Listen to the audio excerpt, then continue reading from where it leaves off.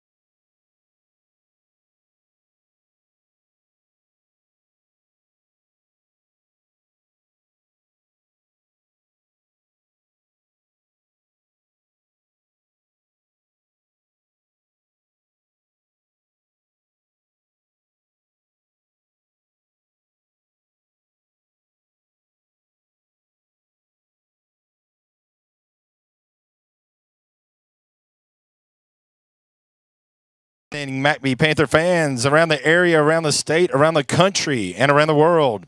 I'm Chris Lloyd, the voice of the Panthers, and we are coming to you live from a brisk, is that right, Terry? Can we say brisk tonight? A brisk McBee, South Carolina. As tonight, the Panthers play their last regular season home game of the season against the visiting Lewisville Lions. Call your friends and family. Tell them to listen to Panthers Radio online at pdbsn.com. That stands for PD Broadcasting Sports Network.com. Log on to pdbsn.com and click on the Panthers logo. Make sure to send me a text, folks, 843-680-9291. Let me know you're listening in, and, of course, you'll get your shout-out. And I got a bunch of shout-outs tonight, man, because we just got a bunch of shout-outs tonight, stuff that I'm going to talk personal about while I was just a little bit on. Already got first text, by the way, Kenny Rogers. Hey, that's right, Kenny. That's it. Kenny, he's been our good luck charm, ladies and gentlemen, with these pre-game songs. So I'm trying to go back to him real quick and see if he can be 3 for 3 this year. Thank you so much, Kenny, for tuning in. Jay Rogers tuning in tonight already, folks, too. Thank you, sir. Oh, Miss Young, the principal. Principal Young's watching. Principal Young, listening and watching. Miss Young, you and your husband out of town tonight for 30-year anniversary. On their 30-year anniversary trip there, Terry. So congratulations, Miss Young, and your husband on 30 years, and we wish you 30 more. Folks, I'm standing tonight next to the man, the myth, the legend, Terry Tiller. Terry's back. He's back. Not only did we miss a week with YouTube, but he's back. We're broadcasting on the internet tonight, folks. We are on YouTube. If you go to youtube.com, type in Terry Tiller, search Terry Tiller, and you'll see the link that's up there. Terry's back. He had a bout with kidney stones. How you feeling, Terry?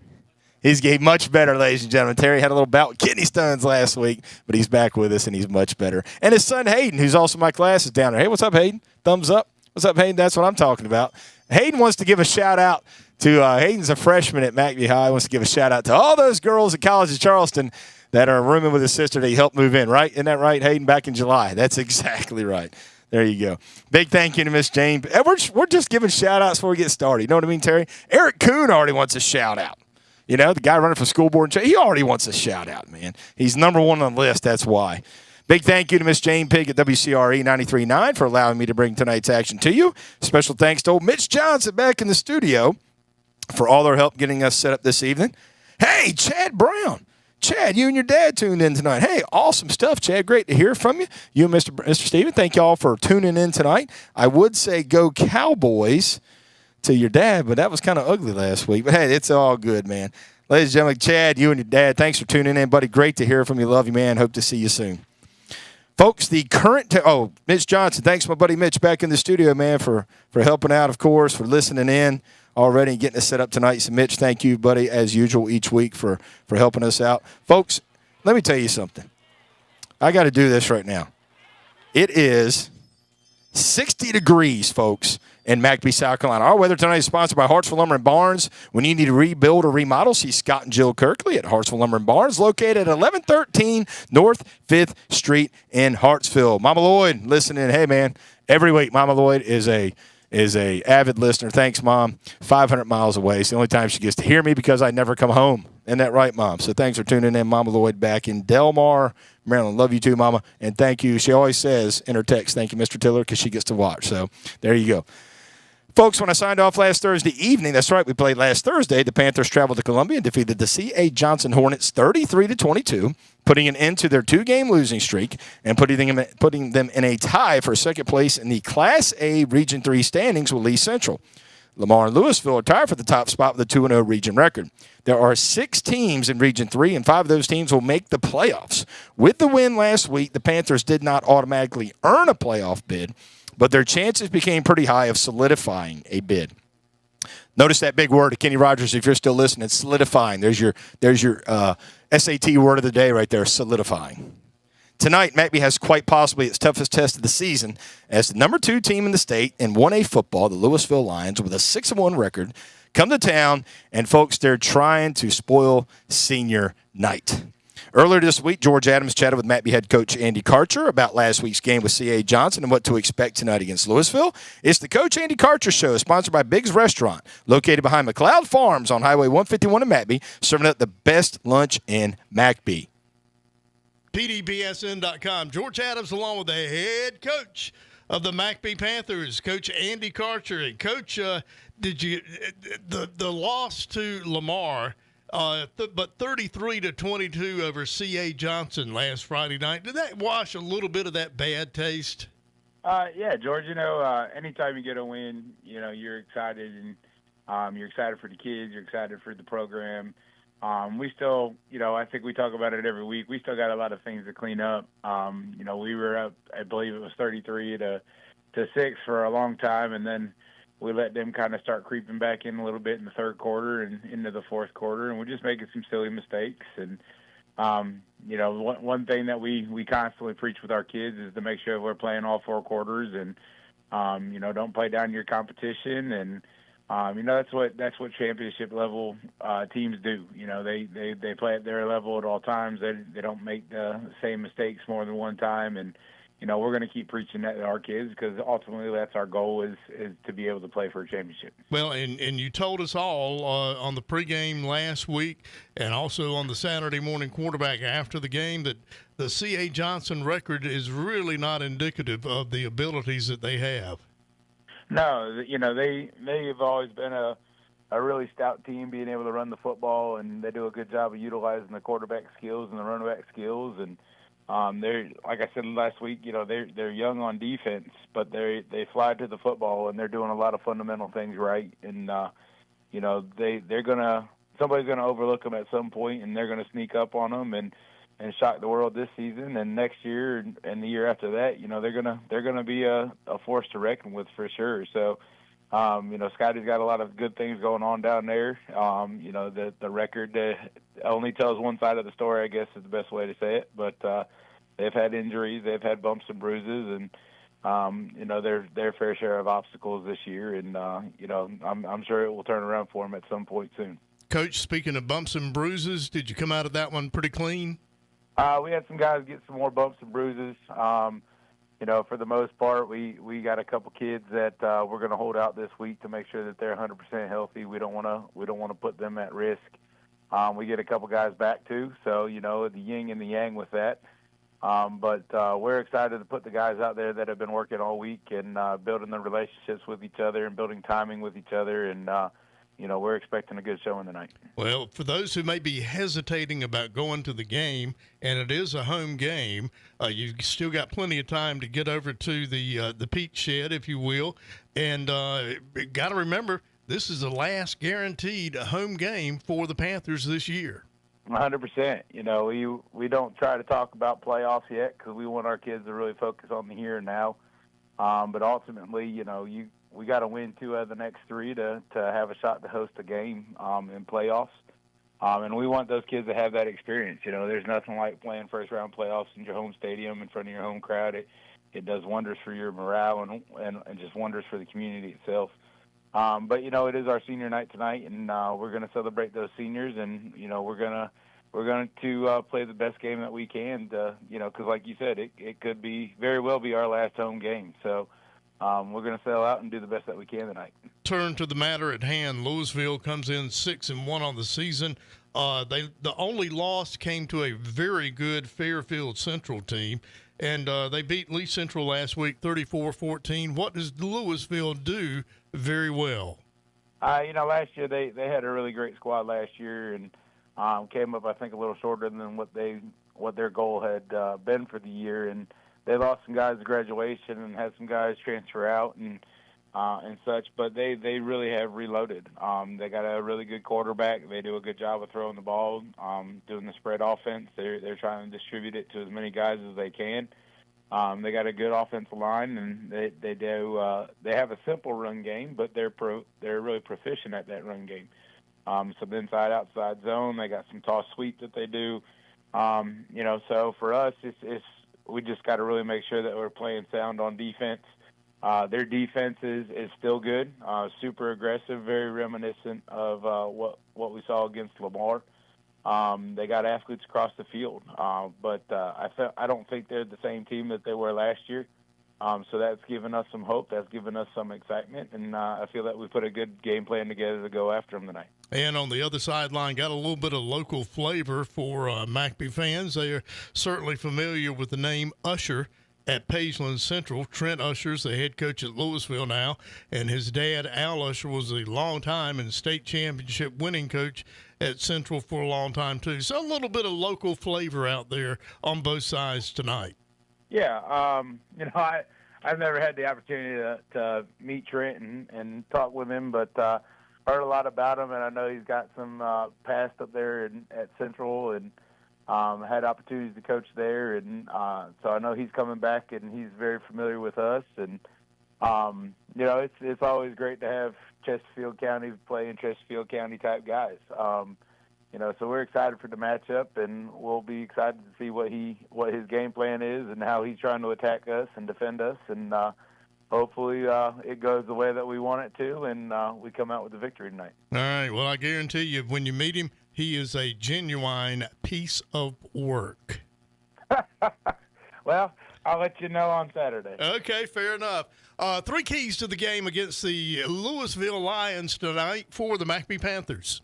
Number one, we gotta fly to the football. We got to make sure that we're tackling everybody that we're supposed to tackle. We're doing it as a team. On offense, we got to be blocking through the whistle, constantly moving towards that football. We gotta stop beating ourselves. We talk about DBO. We got to stop with the penalties. We got to stop with the personal fouls. We got to stop with doing things that are hurting our team. So we need to play a clean football game tonight. And then the last one is just ball control. We need to make sure that we are grinding that clock, that we are taking as much time as we can to keep possession of that football and keep the ball out of their dynamic offense's hands. All right, Coach. Be sure to join the coach this Saturday morning at 9 o'clock on the Saturday Morning Quarterback. Just go to pdbsn.com, click on the Sherall Braves logo, and you'll see it's right there in front of you. For pdbsn.com, George Adams, along with the head coach of the McBee Panthers, Coach Andy Karcher. Thanks, Coach. Thanks, George. Go Panthers. Thanks, George, and thank you, Coach Karcher. Folks, October is Principal Appreciation Month. We'd like to recognize our McBee area principals. Miss Sherry Young, of course, here at McBee High School. Miss Kristen Butler at McBee Elementary, and, of course, Mr. Dennis McDaniel at Plainview Elementary School. I want to give a shout-out to our principals in the McBee area for Principal Appreciation Month. Thank you for all you do. Thank you, Miss Thank you, Miss Young, for giving me an extra day off next week. Appreciate it. Folks, we're going to pay some bills, take a quick commercial break. You're listening to Panthers Radio on PDBSN.com.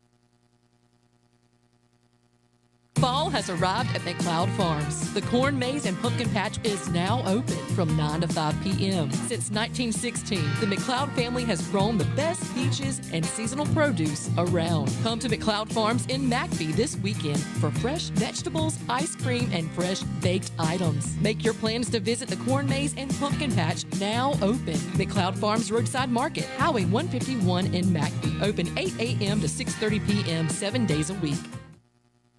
Marmac Incorporated is a family-owned and operated manufacturer and distributor of building products and industrial wire. Since 1953, Marmac Incorporated has been on the job at many of the world's most recognizable construction projects. Across America and around the world, McBee has been serving customers for 70 years from their headquarters in McBee. The owners and staff at Marmac are proud supporters of academics, arts, and athletics at McBee High School. Go Panthers! Welcome back to Panthers Radio, ladies and gentlemen. I'm Chris Lloyd, voice of the Panthers, coming to you live from chilly McBee, South Carolina, as the Panthers host the Lewisville Lions on senior night. Call your friends and family. Tell them to listen to Panthers Radio online at pdbsn.com. That stands for PD Broadcasting Sports Network.com. Log on to pdbsn.com and click on the Panthers logo. We are live on YouTube as well. Go to youtube.com, search Terry Tiller, and click on the McBee High School football versus Lewisville link. Good to see Terry, of course, back with us, and he's got his son Hayden with us tonight too, folks. We got a little trio up here in the booth on the visitor sideline. Elsewhere in the county tonight, the 4-3 Sherall Braves are on the road to take on the 3-3 North Central Knights. Game time 7:30 p.m. And the Braves, after kind of a slow start, first place in the Class 2A Region 4. The 5-2 Central Eagles host the 1-6 Andrew Jackson Volunteers. Game time 7:30 p.m. And the 5-2 Chesterfield Rams travel to Buford to take on the 2-4 Yellow Jackets. Game time for that is 7:30 p.m. as well. As I stated at the beginning of the broadcast, tonight is senior night for the McBee Panthers and the last regular season home game as well. Our opponents are the number 2 team in the state in Class 1A, the Lewisville Lions. The Lions come into tonight's game with a 6-1 record. They won their first 3 games of the season, lost 33-8 to Fairfield Central a little over a month ago, and have won their last 3 games. In those 6 victories, the Lions have outscored their opponents 200-47, averaging 33 points a game. They are tied with Lamar for the region lead as both teams are 2-0 in division play. Last year, Lewisville lost their first game of the season to eventual 2A state champion Oceanside Collegiate, rolled off 10 straight wins, including a 58-7 victory over McBee in Lewisville to win the region championship, before losing in the second round of the playoffs in kind of an upset, 7-0 to St. Joseph's. And with Southside Christian, Christ Church, and St. Joseph's all being bumped up in classification, the Lions are expecting nothing less than playing for a state championship later next month. The Panthers, folks, come into tonight's contest with a 3-3 record, fresh off their 33-22 victory over C.A. Johnson last Thursday night in Columbia. McBee rushed for 286 yards and 2 touchdowns and passed for 107 yards and 3 touchdowns to get back in the win column after losing their previous 2 games.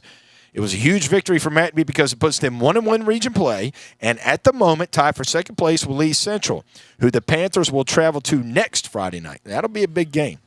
Lee Central travels to Lamar tonight. McBee rushed for 286 yards, 2 touchdowns, passed for 107 yards and 3 touchdowns to break the game open early and quickly. It was a much-needed win for the Panthers. They're now 1-1 in region play, and although the victory did not guarantee a playoff spot, it helped the cause. And like I said earlier at the beginning of the broadcast, folks, there are 6 teams in Class A Region 3. 5 of those are going to make the playoffs. So 2 teams right now, Great Falls and C.A. Johnson, are 0-2 in the region, and beating C.A. Johnson last week actually helps the Panthers because if there is a tiebreak at the end of the season, then the Panthers will have the head-to-head against C.A. Johnson and solidify. Oh, there's that word again, solidify one of those 5 playoff spots. Folks, we do have some injuries, though, we need to update for the Panthers. Senior Nick Morrell, who plays tight end and defensive end, and is 3rd on the team in tackles, is out for the season with nerve issues. Senior Landon Tedder, who plays wide receiver and cornerback, broke his fibula. He's out for the season. Senior Tylee Joins, who plays running back and linebacker. He is second on the team in tackles. He's out tonight with a hand injury. And senior Jaden Phillips, who plays offensive and defensive line, will not play tonight after being kicked out of last week's game for throwing a punch. I know he got kicked out of the game. I knew he was actually taken out of the game last week, but I didn't know what for. Folks, about to play the national anthem. We're going to take another quick commercial break, and we'll be right back on pdbsn.com. When I wake up in the morning, my brain isn't braining yet. But now that McDonald's has my breakfast faves for just $2, I wake up ready to save.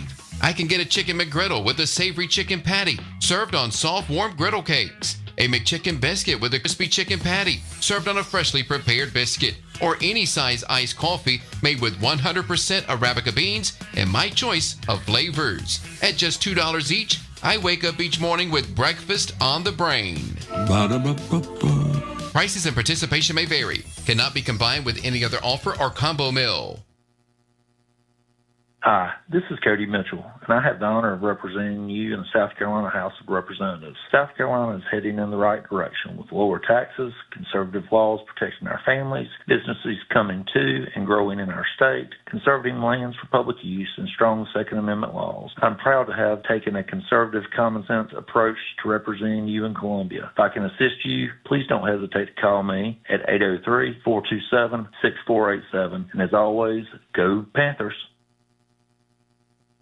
When pain or injury strikes, you need a team that gets you back in the game. At Carolina Pines Medical Group, Orthopedics and Spine, we specialize in getting you moving again. From sprains and fractures to joint replacements and spinal care, our experts are here for you. With state-of-the-art technology and personalized care, we're committed to your recovery and getting you back to doing what you love. For more information or to schedule an appointment, visit themedicalgroup.com or call 843-383-2764. Carolina Pines Medical Group, where health is our winning goal. Big's Restaurant, Meats, and More, located on the grounds of McLeod Farms Roadside Market in McBee, is a destination dining experience. The menu has all your favorite burgers and sandwiches and daily lunch plate specials. All Big's seasonal vegetables are grown at McLeod Farms and other farmers market farms. WIS-TV named Big's Hamburger as the best backroads burger in South Carolina. Big's has a large assortment of homemade cakes, pies, frozen casseroles, and an in-store butcher shop featuring the finest cuts of Black Canyon Angus beef. Big's Restaurant, Meats, and More, located at McLeod Farms Roadside Market, 29241 Highway 151 in McBee. Open Tuesday through Friday, 9 a.m. to 6 p.m. and 9 till 3 p.m. on Saturday. Welcome back to Panthers Radio on PDBSN.com. I'm Chris Lloyd, voice of the Panthers. Thank you for tuning in on this beautiful, chilly night here in McBee, South Carolina. Beautiful weather, though. It's beautiful running weather. Still been running in the mornings and stuff. It's been about 40, 45 degrees, but it's been good running weather. So, hey, man, chilly out tonight. Once you get the blood flowing, it's good to roll, man.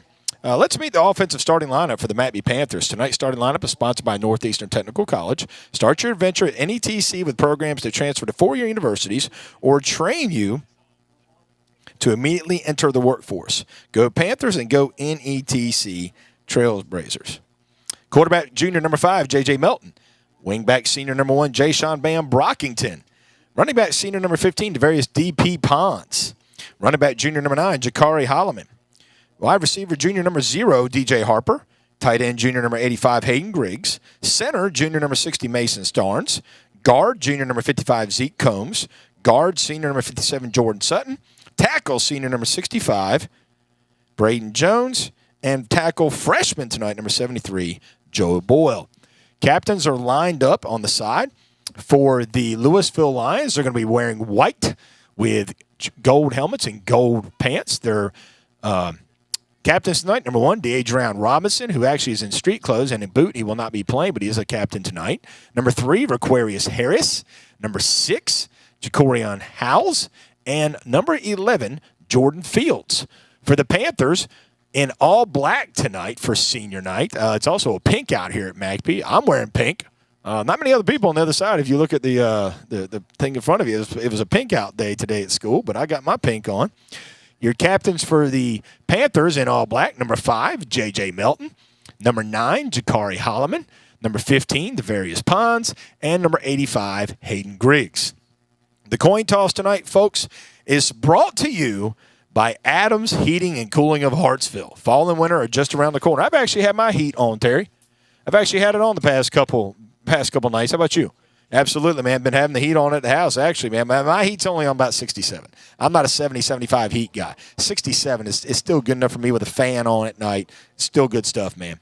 Fall and winter just around the corner. Don't be left in the cold this season. Adams Heating and Cooling provides installation, maintenance, and professional service for all your heating and cooling needs. They are your local Rude dealer where quality counts. Call Tanner at 843-861-1346. That's Tanner at 843-861-1346 for your free estimate. Adams Heating and Cooling, ladies and gentlemen. Our first down sponsor this evening, of course, as always, McLeod Farms. Every Panthers first down is a McLeod Farms first down. The first place to go for the finest and freshest produce in the region. McLeod Farms Roadside Market on Highway 151. And they are stocked with fresh vegetables and baked goods for your Thanksgiving meal.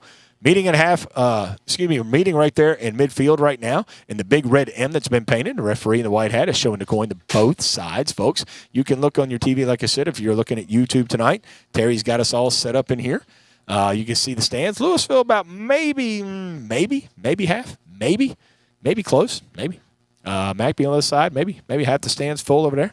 It's good football. The Panthers have won the toss, but the Panthers have declined to the second half. So the Panthers win the coin toss, but they're going to decline to the second half.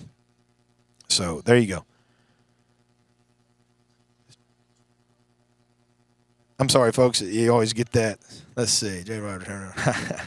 Jay Rogers. Haven't turned on our heat yet. Jay, that's because Jay Rogers is as cool as the other side of the pillow, as Stuart Scott used to say on ESPN. Jay Rogers is just cool. He is the epitome of cool. So tonight we've had solidifying, and we've had epitome.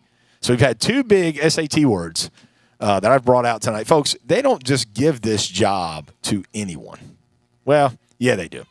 Thought I was going to be in the tennis tournament. That's if you listened last week, but that's actually going to start tomorrow. My partner Susan Brown, who's not listening because I didn't tell her I was on. But anyway, so two big matches tomorrow in mixed doubles tournament down in Sumter. Two big matches on Sunday. Beautiful weather. Hey, we were talking about shout-outs. Okay, so before we get going in this game, we were talking about other shout-outs that Chris needs to give out. Okay, I got to give a shout-out to a guy named Dr. Snowden, who is a how do you say it? He's a dentist, Terry, but it's an he did my root canal. So it's called something. Anyway, ladies and gentlemen, I had to have a root canal done this past Wednesday, and I was kind of like nervous about it because I haven't really had something like that done in my life, okay? So anyway, I mean, I've had cavities filled because that's just, terrible teeth apparently, but then I had to have a root canal. And I was told by some friends, hey, man, you need to go see Dr. Snowden in Florence. This guy's good. Ladies and gentlemen, I don't have anything in front of me right now. I didn't tell anybody I was doing this. Shout out to Dr. Snowden and his staff in Florence. Amazing job on my root canal. I actually took a Valium before I went, like an hour. They told me if you're going to be nervous, and I did. But actually, I didn't think it did too much. It is what it is. And I got there, and they numbed me up and everything, and he was just calm, cool, collected, sits down, says, Chris, this is the worst part of the whole thing. And I was like, you got to be kidding me. And the numbing, he said, was going to be the worst part. He goes back for 10 or 15 minutes, waits for it to kind of kick in. Comes back in 15 minutes, Terry looks at me and says, you ready, Chris? He said, you ain't going to feel a thing. That's what he told me. And I didn't believe him. I was like, there's no way this guy, it's a root canal. And ladies and gentlemen, I didn't feel a thing. I didn't. So shout out to Dr. Snowden in Florence. Folks, if you need to get a root canal, hopefully you don't, but if you ever, please call that guy and his staff, the people that work for him, the ladies that work for him, top-notch, great people as well. So I'm going to give a shout-out to Dr. Snowden there in Florence. He's not paying me for it. I wish he was listening so he could pay the rest of my root canal bill. But thank God for Dental Plus, ladies and gentlemen. If you don't have Dental Plus, you might want to look into it. Again, ladies and gentlemen, so there's my little ploy. I'll have another show. Terry, I did something else today. You and I talked about this, and at halftime we'll talk about it more. Ladies and gentlemen, today I drove a bus route, an afternoon bus route. We're going to talk about that a little bit later. I've done a lot of things in my life. I've never driven a bus route, a yellow bus route, and I did that today, and I want to talk about that just a little bit later on. Folks, once again, the weather at kickoff. It's now 58 degrees. Weather is sponsored by Hartsville Lumber Barns. When you need to build or remodel, see Scott and Joe Kirk at Hartsville Lumber Barns, located 1113 North 5th Street in Hartsville. Folks, thanks for tuning in. We hope that for the next couple of hours you sit back, relax, enjoy the views that you have on your screen. Compliments of Terry Tiller and the radio as well. Back deep for Lewisville is going to be number 4, Jordan Strong. Kicking off for the Panthers, of course, number 3, Gabe Caston. All right, folks, again, Panthers all black. They're kicking from my right to left. I'm on the visitor sideline. So the Panthers have the scoreboard at their back, kicking towards the concession stand. Terry, you had a cheeseburger night. Was it good? Good? Hayden, cheeseburgers from the concession stand. Good job, Josh Tiller down there, Coach Tiller with the hamburgers and fries. Here's Gabe Caston with the kickoff. A little pooch over to the left-hand side here. And it's actually going to be caught by number, I can't see that, is 3. And that's actually, that was caught by Raquarius Harris. And a great open field tackle by Chris Stone right there. Because if not for that, Harris was probably gone. Lewisville's going to have good field position to start the game here, their first drive. Ball's going to be on the right hash. Again, Lewisville in white jerseys, white tops with little gold pants. They're going to be in the spread formation. They're actually going to have a bunch formation. It's a stacked bunch formation. The quarterback is going to be, let me see. He's looking to pass number 2. He was actually almost brought down for a loss. Escapes 1 tackle, escapes 2 tackles, and finally, still on his feet, brought down by number 8 for the Panthers, Chris Stone. Quarterbacks are going to be number 2, by the way. That's Zach Rogers. I apologize. Rogers with a big gain all the way down to the 27-yard line, but there is a flag on the far side of the field, and that flag is actually on the Panthers about 33-yard line. Let's see what they're going to call here. I didn't really see anything, but then again, I'm up here, folks. Who knows? So it's going to be a holding. Hold on, let's see what we got here. It's going to be a holding on the Lions. It's going to be those spotted at 33. So Harris gets that big first down after avoiding 2 tackles, including one from Jakari Holloman. But it's now going to be spotted at the McBee 43-yard line. So it was automatically a first down, but then there was a holding call late. And the Lions had already had their first down, so now they back it up. But it's going to be on the Panthers' 43-yard line. 1st and 10 for the Lions. Rogers in the shotgun formation. Little bunch stack formation for the Lions. It's a high, snap. But it's given number 4, Jordan Strong. Jordan tries to get to the outside, breaks 1 tackle, breaks 2 tackles, still on his feet, breaks 3 tackles, still on his feet, and finally goes down at about the 28-yard line where he is brought down by number 1, Jay-Sean Bam Brockington. So a high snap and a play that looked like it was about to be busted actually turned into something for Strong.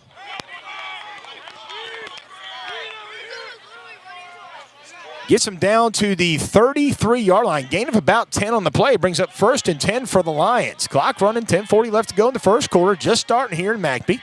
Ball's on the right hash. Harris in his shotgun. Looking to throw. He hits number 6. He hits Howells across the middle. And Howells goes down to about, they're going to spot him at the 14-yard line. And, folks, this is what Lewisville does. They are quick. They are athletic. And they're going to go fast. And like Coach said in the pregame show, we're going to have to tackle and tackle good. Gain of about 15 on the play. Another first down for the Lions. Here, Rogers in the shotgun formation. This time he's got number 20. He's got A.J. Price to his left. It's a quick pass to number 6 on the left-hand side, Jacorium Howells.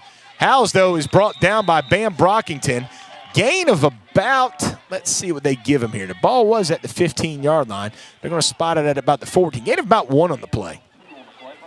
Brings up 2nd down and 9 for the Lions. This is going to be fast-paced, folks. That's what the Lions like to do. Ball is now on the left hash. Lions looking over here to the sideline to their coaches to get their sign, to get their play. Of course, don't forget, folks, we are on the visitor sideline. Rogers in the shotgun. He's got Price to his right. He's looking to throw. He throws it to Price in the flats. Price breaks 1 tackle by Brockington and then gets hit by number 0, DJ Harper. Goes out of bounds. DJ saved a touchdown there. Goes down of bounds at the 3. Another first down for the Lions. Lions just meticulously going straight down the field right here. 4 plays, 4 first downs. Rogers in the shotgun formation. Actually, he's under center this time. Ball's on the right hash on the 3-yard line. He's got Strong behind him. It's a handoff to Strong. Strong goes right up the middle, and he's in the end zone. Touchdown, Lions. 5 plays, 67 yards for the Lions. And just like that, Lewisville 6, McBee 0. Not to start the Panthers wanted on defense.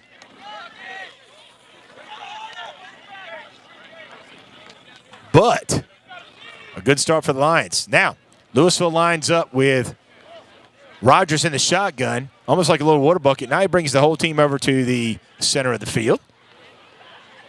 Man, did you see that, Terry? The official better got some wheels in the corner, folks. I don't know if you saw it, man. That was some wheels right there. Here's a snap, but there is a flag on the play. We're going to have offsides on the defense. That's offsides on the Panthers. That's going to be half the distance of the goal. From the ball will go from the 3 to the half-yard line. Coach Usher over here from Lewisville declines it. Trent Usher, the head coach at Lewisville, of course, used to be the head coach at Central High School. Then went to Lewisville about a year ago to be assistant. Their coach left, and now Trent Usher is the head coach of the Lewisville Lions. And to kick is going to be Marcel Fee. Kick is up, and it's actually blocked a little bit by Bam Brockington. So the extra point is no good. 9:10 left to go. First quarter, Lewisville 6, McBee 0. Just getting started here. Hey, I got a text. Getting texts left to right, man. That's the cool thing about this is all the people who text during the show right here. Let's see. Miss Young wants me to give a shout out to the McBee High community for a good rating on our state report card. I believe we were actually, of the 4 high schools in the county, we rated the highest. So good job, McBee High School right there. I went to that meeting. I listened. I was there. So you can't say anything. All right, Fee to kick off for the Lions. Back deep is going, for the Panthers, is going to be number 0, DJ Harper, and number 15, Devarius Pons. See what the Panthers can do here. See if they can retaliate. See if they can have a little answer for the Lions.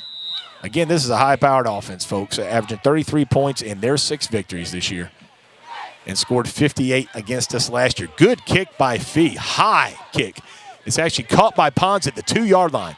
Pons brings it out off to the right-hand side. He's hit immediately by 3, 4, 5 Lewisville Lions. He's going to get from the 2 to about the 16-yard line. Make that a 14-yard gain. Real good kick by Fee right there. By far the best kickoff I've seen this year. High end over end. Plenty of hang time.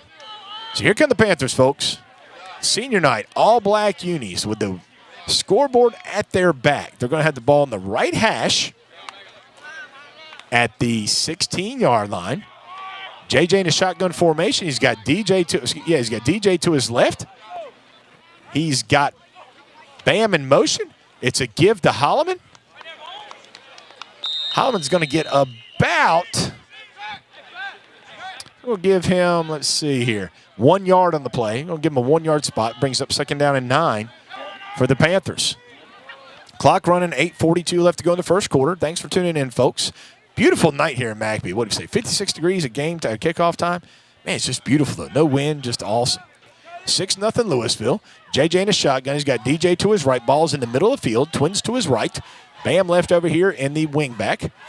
JJ barking out the commands. Snap, and nobody moves, and the ball goes down. It was almost like JJ was trying to draw him off sides. I think that's what they wanted to do, but Starn snapped the ball, and the offensive line never moved on the snap, and JJ didn't expect the football. Goes off to his hands, the left side, straight down.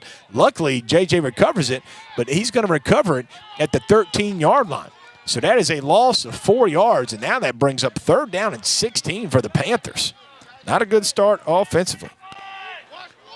JJ in the shotgun, ball in the middle of the field. He puts DJ in motion. It's a fake to DJ. It's a double give from Jakare to Bam Brockington. Bam's going to get out to the 19-yard line. So it's a gain of 6. But that's still going to bring up 4th down and about 7 for the Panthers. So Panthers' first offensive series doesn't go as planned. Matthew Hall to punt here for the Panthers. Back deep is going to be number 4 for the Lions. That's Jordan Strong. Also in front of Jordan Strong is going to be number 6, Jacorian Howes. So Howes is standing at the 40. Strong is standing across midfield at about the 47-yard line. Here's the snap to Hall. It's through his hands. It's high and through his hands. He gets it, and he tries to run it out. But he is going to go down at the 1-yard line. I really thought Hall, I got to be honest, folks. I didn't think the snap was really that high. It was above his head. It was just one he could have caught. And Lewisville really was not rushing right there. And it just went right straight through Hall's hands. Went into the end zone. Hall grabbed it about a yard or two in the end zone, tried to run it out, and Lewisville just smacked him at the 1-yard line. So a turnover for the Panthers, and now the Lions had the football on the 1-yard line. Rogers under center. Here's the snap. He gives it to Strong. Strong runs it up the middle. He's actually hit right away by Holloman, but he crosses the goal line. And that's going to be touchdown Lions.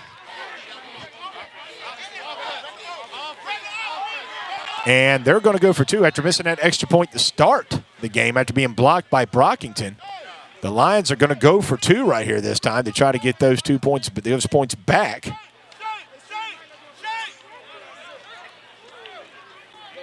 Not a good start for the Panthers. Not what we wanted. Rogers in the shotgun, looking to his right. He's got number 3 wide open on a little out route, and that is Requarius Harris. So Rogers to Harris, and that looked easy, folks. And just like that, with 7:05 left to go in the first quarter, Lewisville 14, McBee 0. You're listening to Panthers Radio on PDBSN.com.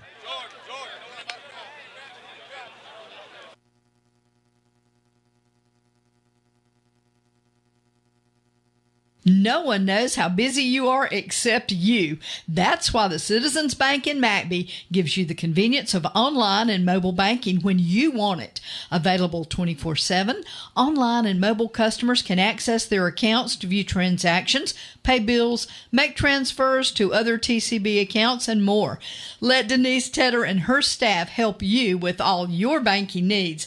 The Citizens Bank, solid traditions, smart solutions. 7 North 7th Street, downtown McBee. The Citizens Bank, member FDIC, and proud supporters of academics, arts, and athletics at McBee High School. Fee kicks it off for the Lions right there. He slipped when he kicked it, and Devarius Pons, who got it at 10, slipped a little bit as well. And he's going to go out to about the 22-yard line. So Fee went to kick that ball. When he did, he slipped. It was a low-line drive. Bounced in front of Pons. Pons kind of misjudged it a little bit. Finally picked it up at the 10-yard line, and he gets out. Actually, they're going to spot him at the 24-yard line. It's a 14-yard gain off the kickoff. So the Panthers will have 1st and 10. Their second offensive series. They're already down 14-0. 6:54 left to go in the first quarter. Panthers had the ball on the left hash. JJ in the shotgun formation. He's got Jakari behind him. DJ to his right. Bam over here in the left in the wing formation. And we have a flag on the play, and that's going to be a false start on the Panthers. Going to be number 1, Bam Brockington there with a false start. Backs him up 5 yards. 1st and 15 for the Panthers. Not the start we needed tonight, especially against the number 2 team in the state of South Carolina in 1A football, the Lewisville Lions. All right, 1st and 15. Panthers break the huddle. JJ in the shotgun. He's got Jakari behind him. He's got DJ to his right.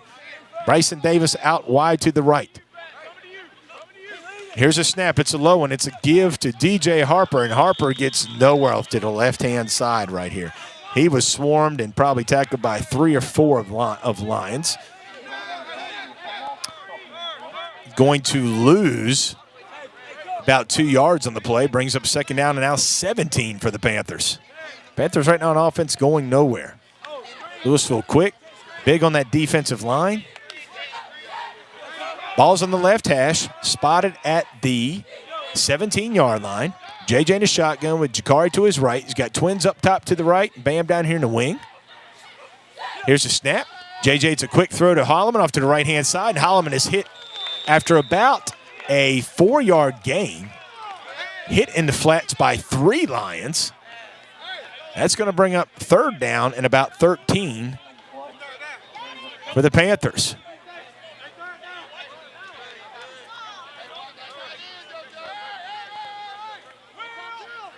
Again, not the best of starts for the Panthers. They're going to spot the ball here at the 17-yard line. It's on the right hash. JJ in a shotgun formation moves Jakari over to his left. He's got DJ and Davis at splits to the left-hand side. Here's the snap to JJ and another flag on the play. Starting to be reminiscent of Chesterfield McBee about 3 or 4 weeks ago. Another false start? Yes, it is. Back the Panthers up 5 again. Panthers got to get to the 33-yard line. They are spotting the ball on the 12. I'm no mathematician. That's 3rd and 21. Clock running, 5:30 left to go in the first quarter. Lewisville 14, McBee 0. Ball is on the right hash. Scoreboard at the back of the Panthers. JJ in his shotgun with Jakari to his left. DJ and Bryson split down here to the left-hand side. Here's a snap. JJ rolls out to his left side, and he just throws it straight out of bounds. He got it snapped to him, took 2 steps, and Lewisville defenders all over him. JJ just looked left and legit threw it left and almost hit a guy over here from Lewisville, I believe, who was just like running for the paper or something. I believe there's a flag on the play. It's going to be intentional grounding. I don't believe it's going to be a safety, of course. It's going to be intentional grounding on the Panthers. Officials talking it over with each other. And honestly, I don't know if you saw it on TV. If you're listening on the radio, JJ called it, rolled to his left, had 2 defenders in the face. JJ just got set and threw it out of bounds. It wasn't even close. Intentional grounding on the Panthers. That's a loss of downs. And actually, they're calling that a safety. They're calling that a safety. JJ rolled out. Okay, I can understand why, because he was actually at about the 5-yard line when he threw it out of bounds. So with the flag and penalty right there, that's a safety. So the Panthers give up 2 points, and just like that, it is now 16-0. Lewisville over the Panthers. Not the start we wanted. Whew. Mr. Greg Griggs from Sand Hill Driving Academy. He's in North Central tonight. Strahl 7 North Central. Hey, thanks for the update, Mr. Griggs. Appreciate that. Chesterfield 14-0 already over the Buford Yellow Jackets. Chesterfield, after winning the first 5 games a year, have lost their last 2, but trying to get back on winning ways. So 14-0 Chesterfield. Strahl 7-0. Don't know a Central score yet. Here, not the way the Panthers wanted to start this game. 16-0 Lewisville with 5:13 left to go in the first quarter. Panthers, just after that safety, will now kick off from their 20-yard line. Gabe casting a kickoff. Campbell Burr running in late right here. Back deep for the Lions is going to be number 4. That's Jordan again. George Strong. Hear his name all night long. Ronald Ritchie, man. Gabe Caston looks to his right. Little pooch kick to the right-hand side. That's going to be caught by number 12, Jalen Culp. Culp lets it drop, and he's actually hit and goes out of bounds. He actually hit there by number 10, Harlan McLaurin. And, again, good field position for the Lions to start their 3rd offensive series of the first quarter. Ball's going to be spotted at the McBee 43-yard line. 1st and 10 for the Lions. They're going to have the ball on the left hash. They're going towards the scoreboard part of the McBee field here. Again, number 2, Zach Rogers at quarterback to his right. Can't tell right now. He's got trips to the right, puts number 3 in motion. Here's a snap. He wants to throw. He's looking deep. He's got a man. Number 6. Actually, that ball was intended for number 6, Jacorion Howes. They're going to call pass interference, though, on number 15, Devarius Pons. If Rogers leads him by another yard or 2 right there, that's 6. Pons went up for the ball. They're going to call pass interference because every 1A official, and I'm not bashing him, is going to call pass interference on that play. I thought he made a good job. I thought he did a good job actually going for the ball. But, hey, man, when the official goes up and sees contact before the ball gets there, they're going to call pass interference every time. So pass interference on the Panthers is going to move the Lions up the field to the McBee now 28-yard line. So 15-yard penalty. Ball still spotted on the left hash. Lewisville looking over to the right-hand side here to get their plays, looking at their offensive coordinator. That's Kevin Eady. Lions in a trips right formation. Rogers in the shotgun. He's got Strong to his right to give to Strong. Strong off to the left-hand side. Breaks a couple tackles. Hits and breaks the third tackle, but finally brought down by number 9, Jakari Holloman. And, folks, you're going to hear that name a lot tonight, too. Holloman has been the by far best player for the Panthers this year on offense and defense. Came into the game with 95 tackles, which was about 30 ahead of the second best tackler on the team. So Holloman all over the place. Gain of about 2 on the play. Rogers throws it. He's got it to number 3 over here in the flat. Harris down the right sideline, still on his feet, and he's going to go out of bounds. He's actually hit by number 23, C.J. Sutton right there. Big play, just a quick screen to the right-hand side from Rogers to Harris. They're going to spot there's a flag on the play, though. Hold on. Harris got down to about the 5-yard line, but there's a flag back here at the 24-yard line. I believe it's going to be on the Lions. It is. Let's see what the white hat calls right here. We got holding on the Lewisville Lions, so that play is going to come back. It's going to be second down, so they're going to spot this football. The referees take it back to the McBee 33-yard line. So Lewisville's going to have the ball on the 33. They got to get to the 19, so it's second down and 14 for the Lions. Rogers in the shotgun formation. He's got Howes to his left, Strong to his right, split left, split right. Ball's on the left hash. Panthers switch over on defense. Rogers gives it to number 6, Howes. And Howes breaks a couple tackles, tried to get to the outside, tried to stretch the play, but great job of pursuit there by DJ Harper. And Harper makes the tackle. So Howes is going to go down at the 33. No gain on that play. And it's going to be third down and about 14-15 on this play right here. Ball's going to be on the right hash. 3:50 clock running first quarter, ladies and gentlemen. Lewisville, 2 touchdowns and a safety. 16, McBee 0. Rogers looks over here to the sideline. He now has number 4. He now has Strong set up to his left. He's got a trips left formation to the field side. He's rolling to the left. He was actually pursued there by Chris Stone and actually had number 6 wide open right there. Howes actually went through his hands. That would have been a first down. Please don't tell me. Yep, we have another flag, folks, on the far side of the field, on the McBee side at the 35-yard line. How many flags already? 10? This is shades of Chester. Is Eric Kuhn in the booth, and I just don't know it? Is Eric Kuhn around here somewhere? We have illegal man downfield on the Lions. That's going to be declined. It's going to bring up fourth down for the Lions. Illegal man downfield. Ball is going to be on the 33-yard line. Again, they got to get to the 19. It's 4th and 14. The Lions are sending out the punting unit. And it looks like, no, excuse me, they're sending in the field goal unit. That's what I'm talking about. I know I'm a McBee guy, but I want to see this. The ball is at the 33. The holder, number 2, Rogers, is at the 40. Oh, it's a bad snap. It gets through Fee's hands. He tries to throw it, and it goes nowhere. So they try to kick a field goal there. That would have been about a what? That would have been about a, 43, 45-yard field goal right there? Snap went through Rogers' hands. Hey, I wanted to see that, Terry. I mean, I ain't trying to be funny. I'm a McBee guy, but I wanted to see that. You don't see many 1A guys, folks, try to kick it from the 40 for a field goal. Big defensive stop there, though, by the Panthers. 3:21 left to go in the first quarter. Lewisville 16, McBee 0. Panthers with the ball. This is their third offensive drive of the game. No first downs just yet for the Panthers. Ball's in the left hash.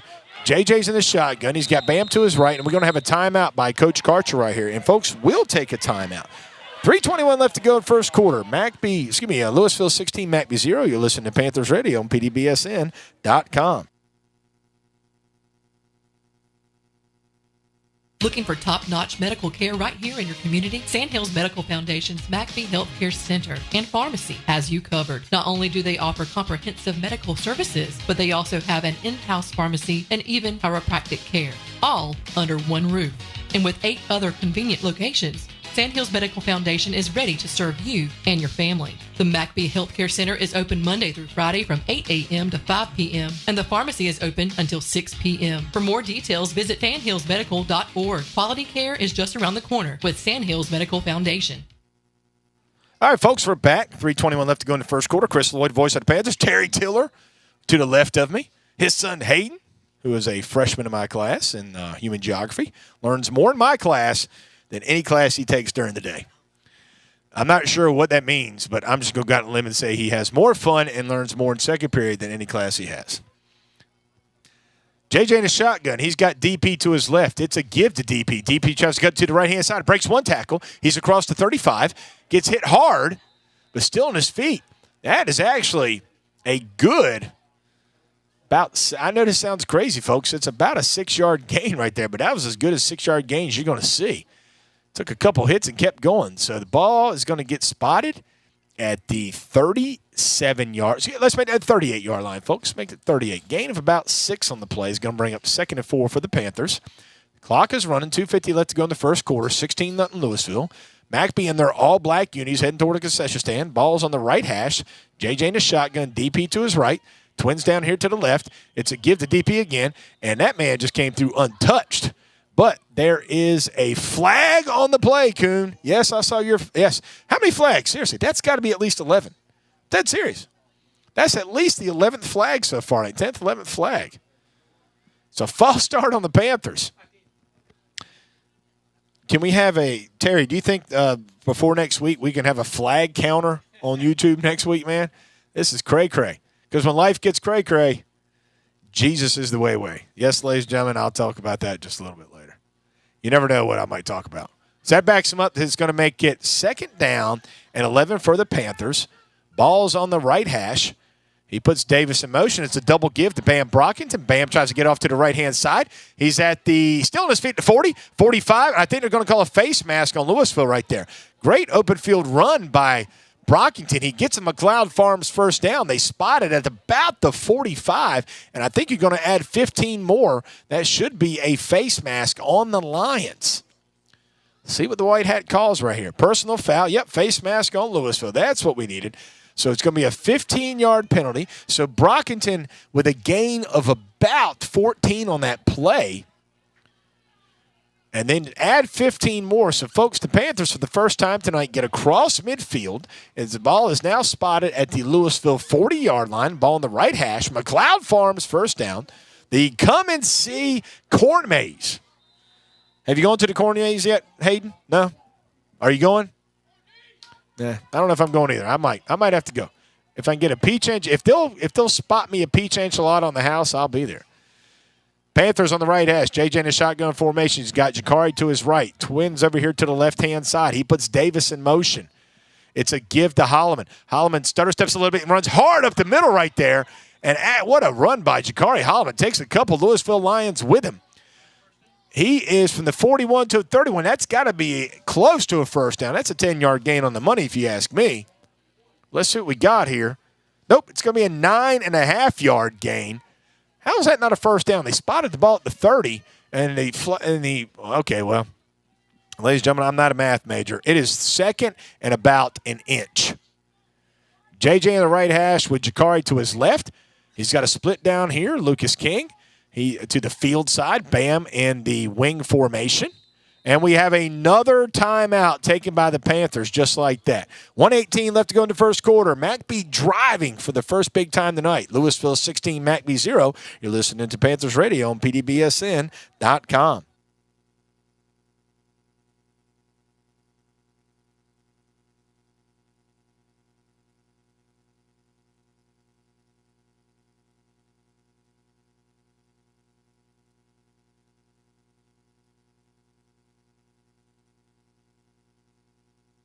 New Creations Embroidery, 119 West McGregor Street in downtown Pageland, has a great variety of gifts for all occasions and sports attire for all schools in the county. Paige Allison and her staff will monogram anything, no matter where you bought it. Right now, you'll find a large selection of monogrammable baby items, the perfect gift for that new baby. Need custom shirts for your entire office? New Creations can have your staff looking sharp. All work is done inside the store. New Creations open 10 a.m. till 5:30 p.m., Monday through Friday. New Creations Embroidery, 119 West McGregor Street, downtown Pageland, and online at newcreationsembroidery.square.site. All right, back at McBee, ladies and gentlemen. JJ under center this time because it's a quick 2nd and 1, and it's a give to Holloman, and they're going to spot him at the 30. He should have got his 1 inch right there because it was 2nd and about an inch. And, yeah, I think they're giving it to him. And then they should give it to him. And, yes, it is. This man down here has said it. Ladies and gentlemen, another McLeod Farms first down. Folks, hey, I just got informed by Terry that he's got instant replay. Is that right, Terry? Terry just did an instant replay a while ago, folks, on YouTube and threw me for a hook right there. I didn't see it. Guys. What the heck? The man's throwing up instant replays on us, ladies and gentlemen, and I didn't see it. Oh, well. 1st and 10 for the Panthers. Give to Jakari. Jakari to the left-hand side. Get about 3 yards off tackle right there. It's going to bring up 2nd down to 7 for the Panthers. 30 seconds left to go in the first quarter. Probably going to be the last play of the quarter. Maybe not. We'll see. Ball is at midfield. Spotted at the 27-yard line of Lewisville. 2nd and 7 for the Panthers, and Coach Karcher is just going to let this clock run out. And with that, ladies and gentlemen, end of the first quarter, it's Lewisville 16, McBee 0. This score is brought to you by Marmac Industries. They offer competitive pay and attractive benefits, such as long and short-term disability and life insurance at no charge, retirement plan with generous matches, medical insurance, and uniforms. All right, end of the first, 16-0 Lewisville. You're listening to PDBSN. You're listening to Panther Radio on PDBSN.com.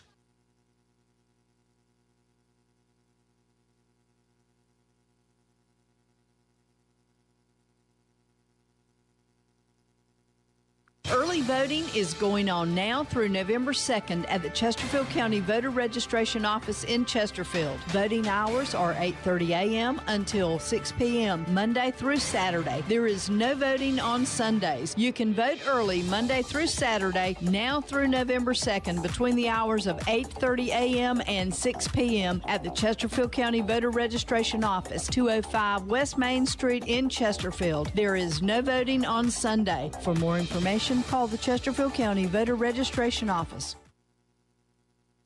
Read the link, Chesterfield County's largest and most informative newspaper every week. Subscribe and the link will be in your mailbox every Wednesday with news and pictures from all over the county.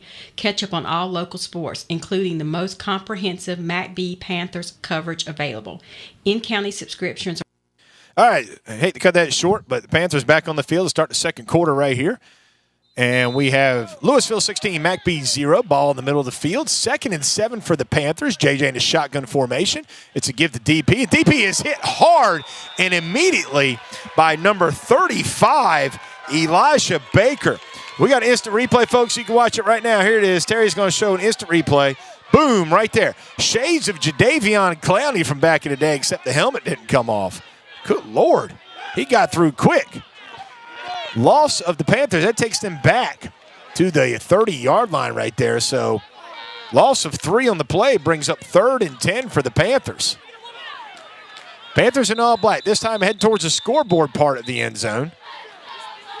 And the White Hat's coming over here, and he wants DP to get off the field after that hit. I think DP kind of got up kind of sluggishly, and I think it's the right thing to do, just the way, got to be safe, got to be careful nowadays. Coming over to Coach Karcher is going to take a look. You're going to get Jillian, our trainer, just kind of give him a quick look right there. That brings in Jakari Holloman. Holloman out to the ball's in the middle of the field. Panthers going towards the scoreboard part of the end zone now. 3rd and 10. JJ in a shotgun. Here's the snap. It's a fake to Holloman. He rolls to his left. He's got a man wide open if he throws it, but it's a short pass. Ooh, he had number 11, Lucas King, open. He just didn't see him, and it kind of rolled off his fingertips, and luckily that ball was not intercepted. So incomplete pass for JJ brings up 4th down and 10 for the Panthers. First text of the night from Frank the Tank. Saw the instant replay. Thank you, Frank. I'll talk about that a little bit later. Frank the Tank saw the instant replay, so what happened? 4th and 10, ball in the middle of the field. JJ in a shotgun with Jakari to his right. DJ down here split to the right. It's a snap to DJ. JJ. He rolls to his right. He throws it back across the field. Holloman's wide open. Holloman's at the 15, the 10. He makes a juke. He's at the 5. And that's a touchdown, Panthers. Reservations for 6 for Jakari Holloman. His 10th touchdown of the year. And J.J. Melton's 8th touchdown pass of the year, if I'm not mistaken, going to this game. That's one of the bread and butter plays for the Panthers. He just rolls out to his right-hand side. JJ does. Tries to bring all the defenders with him. And then Jakari just does a little wheel route to the opposite side. And he was wide open right there. So the Panthers start the second quarter right here with a touchdown pass from JJ to Jakari. Griggs to snap it. JJ to hold. Here's a snap. Holds down. Kick is up by Gabe Caston. And it is good. It's what we needed right there, ladies and gentlemen. We got a late flag on the play. The kick is good. It's 16-7 Panthers. We're going to have a late flag on the play, though, and I want to say it's going to be on Lewisville. I don't know if it's a personal foul or they tried. I don't know if it's going to be on Lewisville, and I think it's going to be something that's going to be actually attached at the end. That's actually going to be added on to the kick. So the Panthers, I believe, will kick off, and I think they'll kick off from upfield more than they would from the 40-yard line. Officials still talking. It's a delay of game, I want to say. That's what that penalty is on Lewisville, but they're going to add that on to the kickoff. Meant to tell you folks while I go start. The start of the second quarter, it was 16-0 Lewisville. The score at the start of the second quarter was brought to you by New Creations Embroidery. Paige Allison and her staff sell McBee Panthers logo wear. Right now, everything in the store is on sale. Tell them Chris Lloyd sent you. New Creations Embroidery, 119 McGregor Street in Pageland. That was at the start of the second quarter, but we just had a touchdown. Panthers, it is now 16-7 Lewisville. Big time. That was on 4th and 10 as well. Big time score right there for the Panthers. Try to get back in this ball game. That's what they're going. Now they're going to need a big defensive stand against this powerhouse offense of the Lions. So now instead of kicking at their 40, it's a 15-yard penalty. So Caston is actually going to kick this ball from the Lewisville 45-yard line. Almost shades what happened last week against C.A. Johnson. And Caston, I'm going to have to believe, is going to kick this one. If I'm him, kick it. He's got the foot. Just kick it through the uprights. Lewisville's got number 4 back deep. Of course, that's Jordan Strong. He's in the middle of the field. Caston looks right. Caston looks left. See what he does right here. He puts a foot into it. Yeah, it's just going to go deep into the end zone to the left-hand side right there. And that's a smart play. You don't give Lewisville a chance to get it out. Update, Central 12-0 over AJ right now.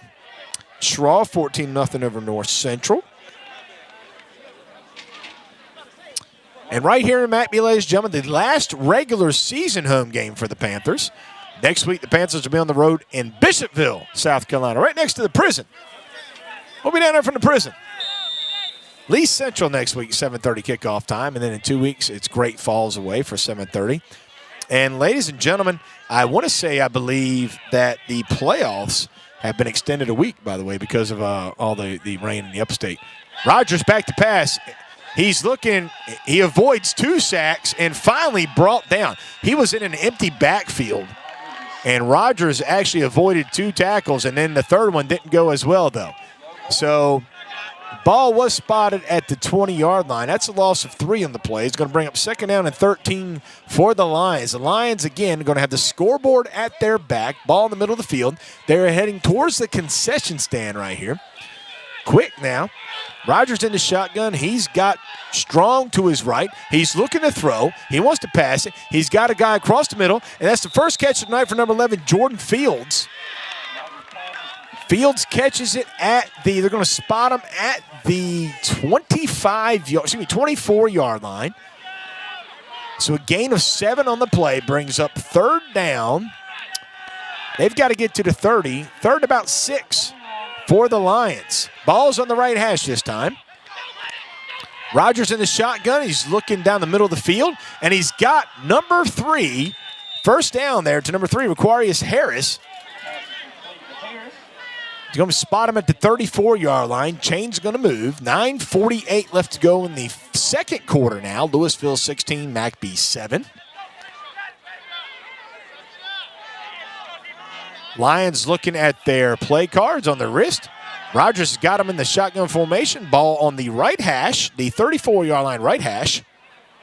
Barks out a signal, but then looks back over to his offensive coordinator, who we said, of course, is Kevin Eady.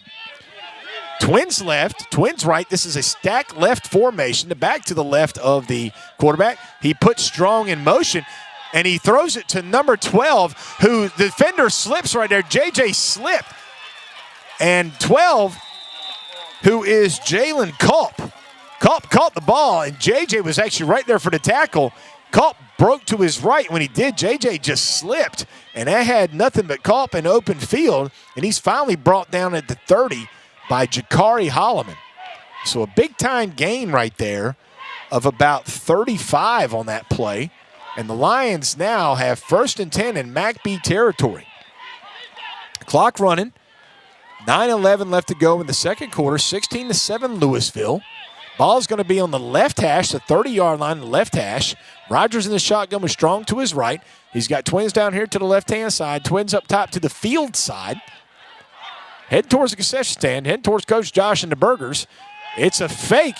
Rogers keeps it still on his feet. And he's going to go all the way down to the 22-yard line. Give him 8 yards on that play. And brings up 2nd down and 2 for the Lions. Well, high-powered offense at work right here for the Lions. Panthers have only stopped them 1 time tonight. Ball still in the left hash, the 22 of the Panthers. Rogers in the shotgun with Strong to his right. Twins up top, Twins down left. He puts Strong in motion. He's got a man wide open in the corner of the end zone, and that is number 6, Jacorian Howes. Folks, Terry Tiller could have caught that ball. Nothing against you, Terry, but he was wide open. There was a little miscommunication on defense. That was just a little inside-out route. The inside guy, House, just ran an out route. The outside guy ran a slant on the inside. The defenders didn't know which one to actually defend right there, and he was wide open, ladies and gentlemen. Touchdown, Lewisville, 22-7. Number 10 again, Marcel Fee to kick the extra point. Rogers in the shotgun, but now he moves the Lions back over to the middle of the field. Fee will be kicking this to the McBee concession stand part of the field. Rogers gets the ball down, kick is up, and it actually bounces off the inside part of the left upright and goes through. So count it, ladies and gentlemen. 8:22 left to go in the second quarter. Lewisville 23 now and McBee 7. Woof. A lot going on. It's quick. If you're not paying attention, this Lewisville crowd, quick. Folks, veterans, make plans to attend the Chesterfield County Veterans Thank You Dinner on Thursday, November 14th at the Sheriff's Department in Chesterfield. They'll have golf carts to drive you to the door. Doors open at 5 p.m. Dinner is served at 6 p.m. There's no charge, and all veterans and current service persons are encouraged to attend. The Jefferson Fall Festival, folks, is tomorrow afternoon from 3 p.m. until 9 p.m. in downtown Jefferson. Lots of fun and festivities and great food for the entire family. Snowflake.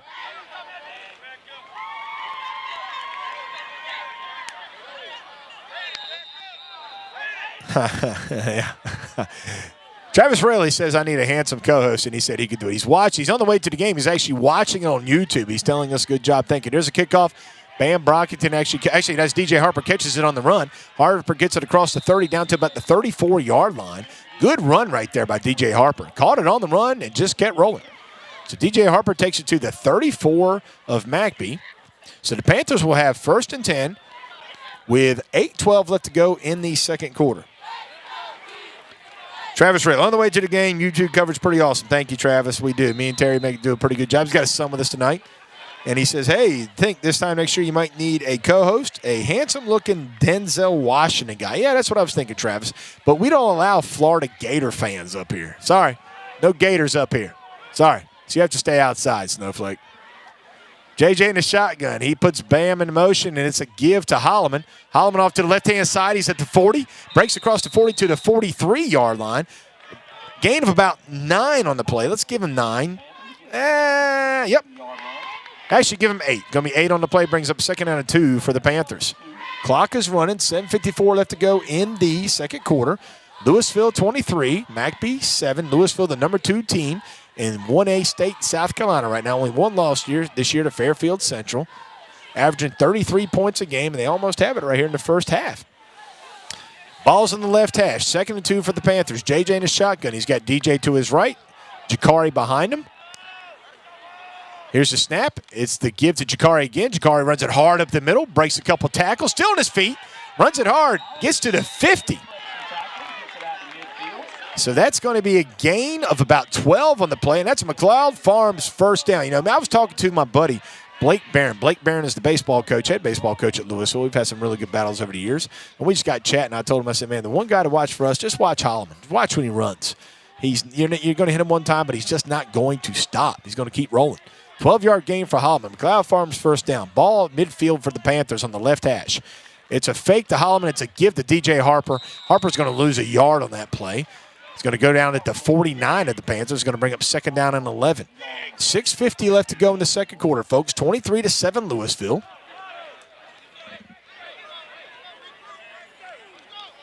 Trying to read text left to right. 21-0 Sherrall now over North Central.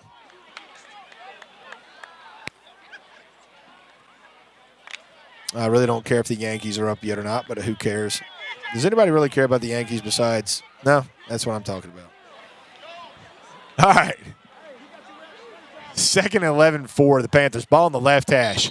That's going to be a false start on the Panthers. Joe Boyle you can see him move real quick. Freshman Joe Boyle. It's going to be a 5-yard penalty on the Panthers. It's going to take them back to the 44-yard line, where it'll now be 2nd down and 16.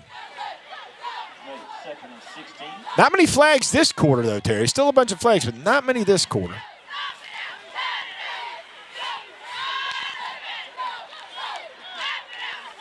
Again, beautiful night in McBee. 56 degrees a game, 60 degrees a game, though. Something like 58 degrees.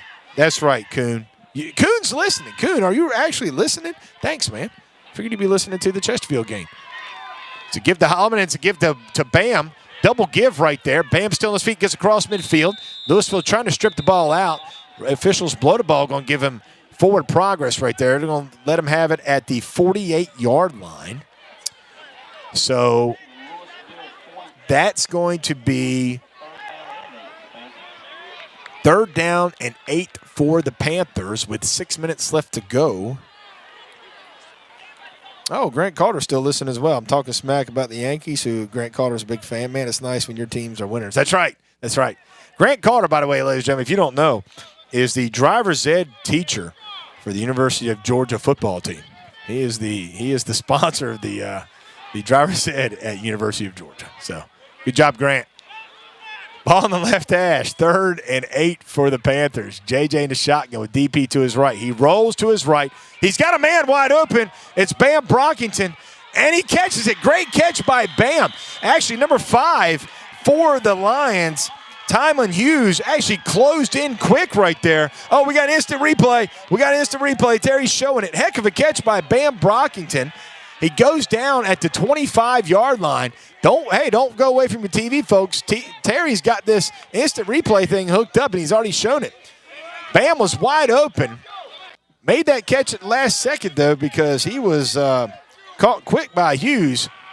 McLeod Farms first down. The Panthers are in business here. JJ in the shotgun with DP to his right to give to DP. DP off to the left-hand side. He's going to get across the 25 down to the 23-yard line right there.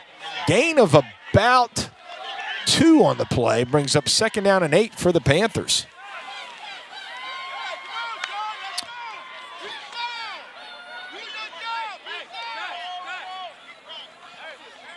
Clock running, 4:38 left to go in the second quarter, 23-7 Lewisville. And, folks, here's what needs to happen. Panthers need to score. Take their time to score right here. Try to keep the ball in Lewisville's hands before the half because Panthers get the ball first again in the second half.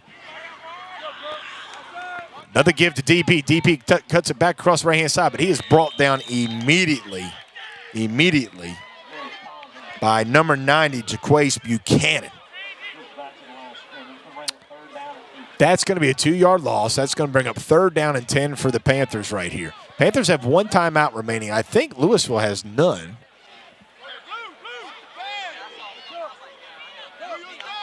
.357 left to go in the second quarter. 23-7 Lewisville. Panthers are driving right here. Ball in the left hash. JJ in a shotgun with Jakari to his right. He's got twins out to the right-hand side. Bam split out to the left. Here's a snap. JJ's back to throw. He throws it towards the end zone of Bam Brockington, but it's out of bounds. He actually threw that ball maybe 2 yards out of bounds right there. Not a bad throw. Actually, not a bad throw. The only person who could have got that was Bam, but the problem was it was about 2 yards out of bounds there, so even if he caught it, it would not have been a touchdown. 4th and 10. Last time the Panthers had 4th and 10. Excuse me, it's 4th and 8. Last time the Panthers had 4th down. They threw it for a touchdown.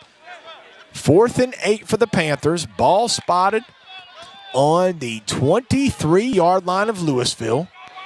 Left hash. JJ in a shotgun with Jakari to his left. He's got twins to the boundary side. And it was going to be a double handoff right there. It was going to go from Jakari to Bam. But we got a false start on the Panthers. Not what they needed. Back them up 5. And now the Panthers will have 4th down and 13. That'll be from the 28-yard line now. Ugh.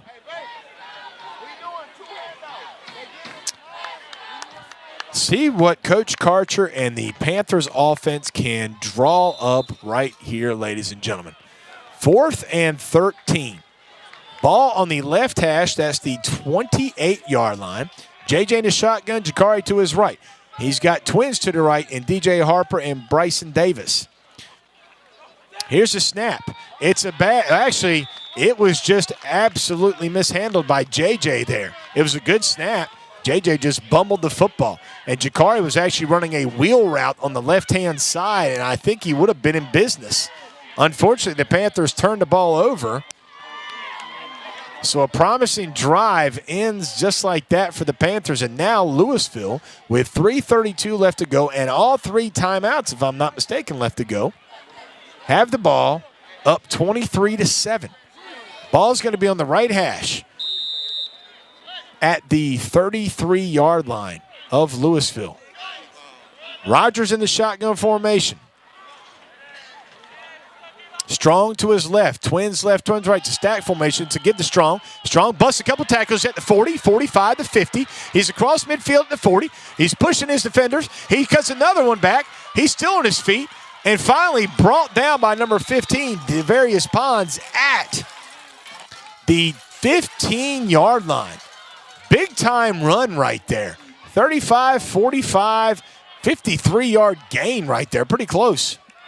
By number 4, Jordan Strong. And he just, like I've said before in his broadcast, Terry, I haven't seen that many moves since my junior homecoming dance back in high school. He's just juking left to right. You know what I mean? 3:05 left to go in the second quarter. Lewisville 23, McBee 7. Lewisville, after one play with the ball, actually going to spot that ball at the 24-yard line.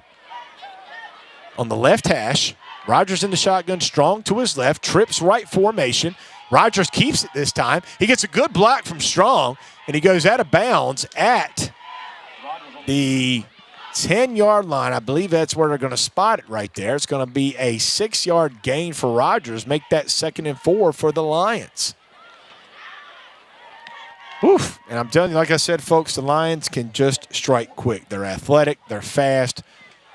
Line is, if you're looking at YouTube right now, that line right there, that's the biggest offensive line we've seen all year. Towering bunch of men right there.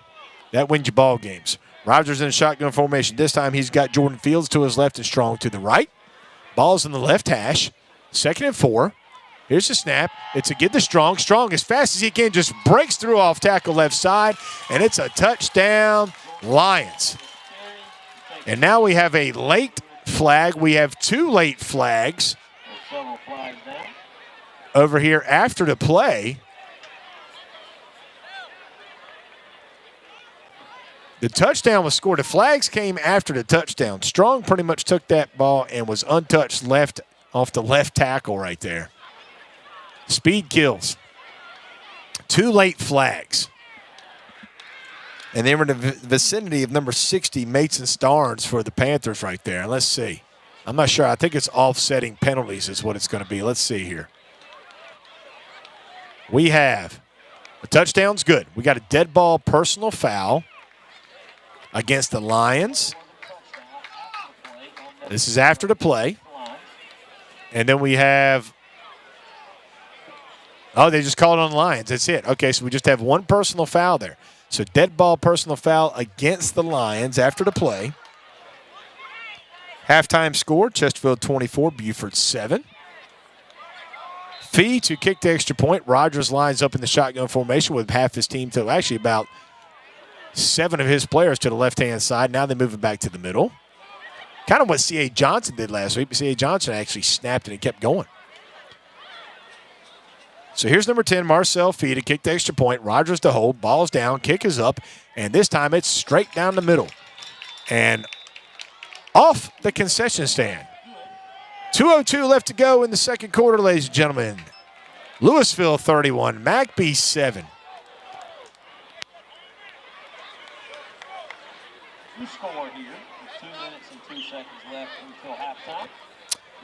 The South Carolina Jazz Festival, folks, is in Sherall this weekend. It's a weekend of remembering Sherall's own Dizzy Gillespie with lots of music and fun for the entire family tomorrow in downtown Sherall, Terry. Downtown Sherall, the Jazz Festival. I'll be in downtown Sumter playing tennis with my mixed doubles partner, Susan Brown, who probably is not listening and is probably having her a cocktail right about now because that's how my partner rolls.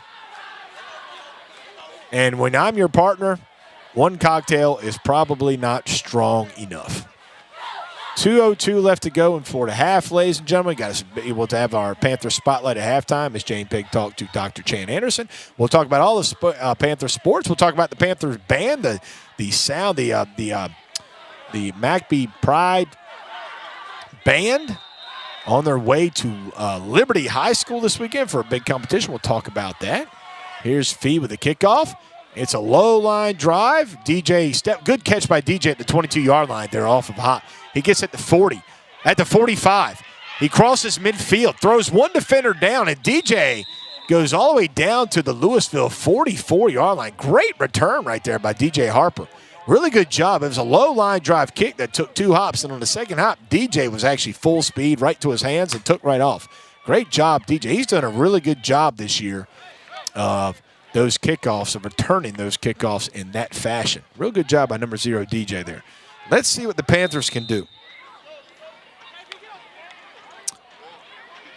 Ball spotted at the Kenny Rogers is still listening. What's up, Kenny? The Gambler still listening in the second quarter. I like the way you think, son. I like the way you think. Kenny Rogers wanted me to play some DMX before to get going. I was going till it was this close, and I was like, a couple things kind of got me there. Left hash, ball spotted. JJ gives it to DJ. DJ's across the 45. He's at the 40 and goes out of bounds. They're going to spot him at the 38-yard line of Lewisville. That's going to be about give him a 5-yard gain right there. Good 5-yard gain, 2nd and 5 for the Panthers. That's right. Nothing but love for you, Kenny Rogers, the Gambler. Kuhn is still listening. Eric Kuhn is still listening over at Chesterfield. Got nothing better to do to listen to Panthers Radio. Thank you, Kuhn. A man trying to be number 1 and a school board member. We love you, son. $1:41 left to go in the second quarter. JJ in the shotgun formation, 2nd and 5 for the Panthers. And that ball was actually, I don't know what that was. And it's fumbled by the Panthers, and it goes all the way across midfield. And the Lions are going to get it at the 43-yard line. It was a delayed handoff. When JJ got it, he turned to fake one way, and when he did, it was so delayed that Lewisville defender came through and just knocked it out of JJ's hand before he could hand it off the second time. and the ball went down. So the Panthers go from having great field position to now giving the ball up, and now Lewisville with $1:34 and all 3 timeouts left. Woof. Have the ball at the McBee 43-yard line. Man, what a turn of events. Rogers in the shotgun formation, ball on the right hash. This time, trying to see who that is to his left-hand side. That's not Strong this time. That's number 20. 20's on the wheel route. He's wide open if he throws it, and he does, but he throws it short. Pressure by Bam Brockington. Rogers had number 20, A.J. Price, wide open about 10 yards down the field. But the pressure from Bam Brockington got to Rogers, and he could not get set and make the throw that he wanted. If he did, that was 6 more for the Lions. Woof. Good break for the Panthers right there. Clock stops. 1:27 left to go. 30-7 Lewisville now. Lewisville with all 3 timeouts left. Got the ball at the McBee 43. Rogers, the ball's in the middle of the field, head towards the concession stand part of McBee's field. He's got trips left. He puts number 3 in motion. It's a fake to number 3. Rogers keeps it. He's at the 35. He's at the 30. He's at the 25, the 20, and finally goes out of bounds on the right-hand side at the 17-yard line. Great fake right there to number 3, Requarius Harris. Rogers kept the ball. Gets to the right side. Takes it all the way down to the Panthers' 16-yard line. 1st and 10 for the Lions. Text message from Scotty Hoffman. Thanks, Scotty. I heard from you in a while. Scotty, Bobby, and Isaac listening. Go Panthers. That's right. Make sure you stay tuned. Halftime. Got a girls golf update for you. Ball's on the right hash. Rogers has Price to his left and Strong to his right. It's a give to Strong. Excuse me, I'm sorry. It's a give to Howes. Howes gets off to the left-hand side, and he scores. Just a give to the left. And next thing you know, it's a 17-yard touchdown run for number 6, Jacorian Howes. So the Panthers, who had a good-looking drive going after a kickoff, lose the ball. And just like that, on 3 plays, the Lions go 43 yards.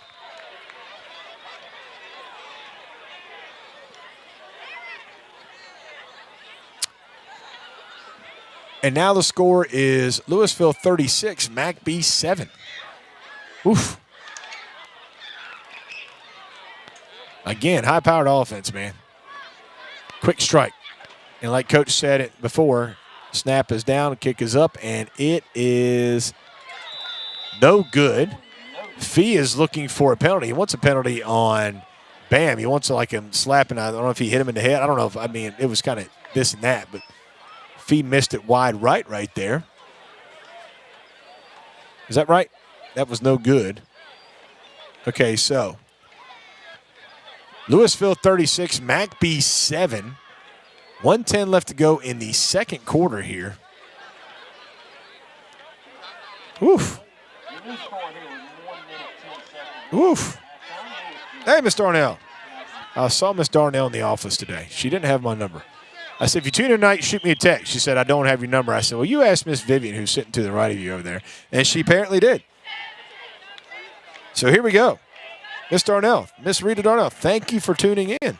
Good to hear from you tonight. I hope you can bring us some good luck in this second half, like 50 points maybe. It'd be great. Fee to kickoff for the Lions. Back deep for the Panthers is DJ Harper and DeVarius Pons. 1:10 left to go in the half. Lewisville 36, McBee 7.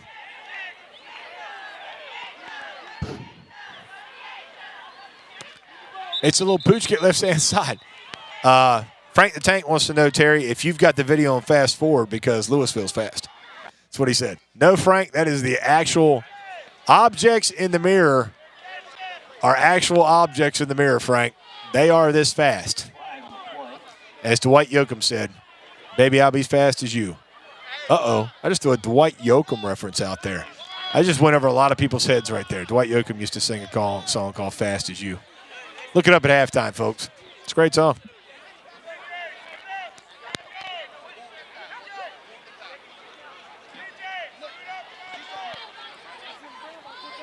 People are loving, by the way, the replay, Terry. I'm getting the compliments on the replay.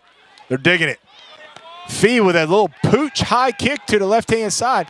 And it's actually hit by McBee, and it's actually still on the ground. And this is a live ball. There is one McBee guy going for it and about 3 Lewisville guys. Lewisville trying that pooch kick because they want to get it and score again before the half because McBee gets the ball first. And it is. It's recovered by the referees are talking. Let's see what they're doing right here. Lewisville's got the ball in their hand, but the referees are still talking. I'm not sure what they're going to call here. Little high pooch kick by the Lions, up 36-7 right there. They wanted to get the ball back again before the half to try to score. Referees are talking now. Number 0 for the Lions, that is Kamani Patterson. He came up with the football.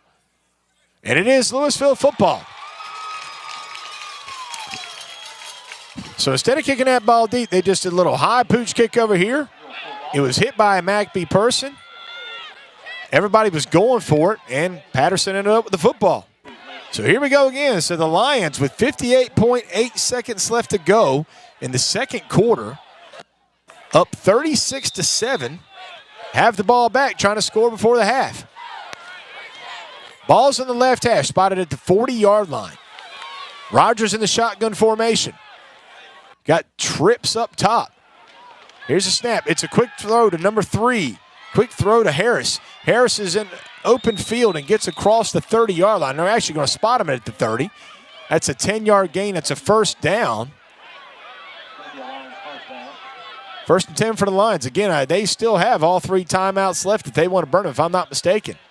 Clock is running. 48 seconds left to go in the half, and Trent Usher is going to call his first timeout. And we'll take a quick timeout. We haven't taken one in a while. We'll take a quick timeout as well, ladies and gentlemen. So, 44 seconds left to go in the second quarter. Lewisville 36, McBee 7. If I were stuck on a desert island with only 3 things, I'd pick my dog, of course.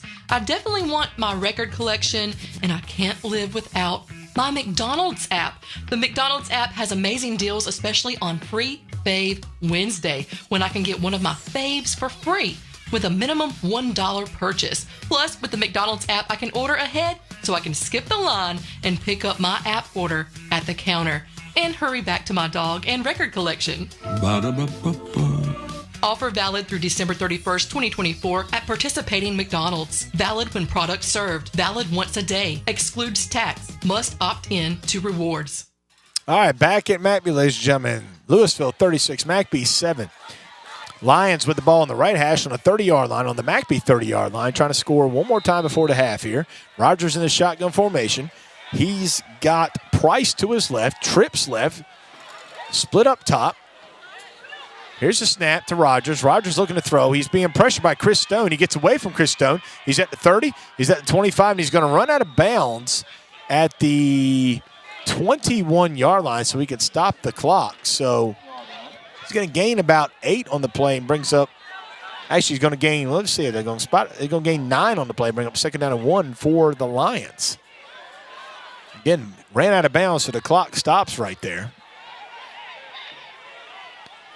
Again, we talked about this in their 6 wins this year. The Lions have averaged 33 points, and they already have 36 before the half. All right, what are we doing? Now we're moving the ball back. Maybe a half a yard, but it's still going to be 2nd and 1 for the Lions right here. Ball on the right hash, 21-yard line. Rogers in the shotgun. He's got Price to his right this time. Still got, now he puts it back to the left. Now he has a trips left formation.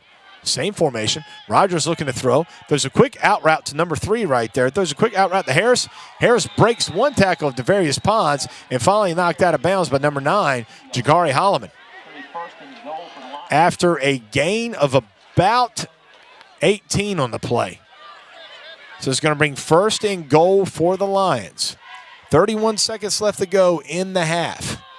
36-7 Lewisville. It's been all Lewisville from the start.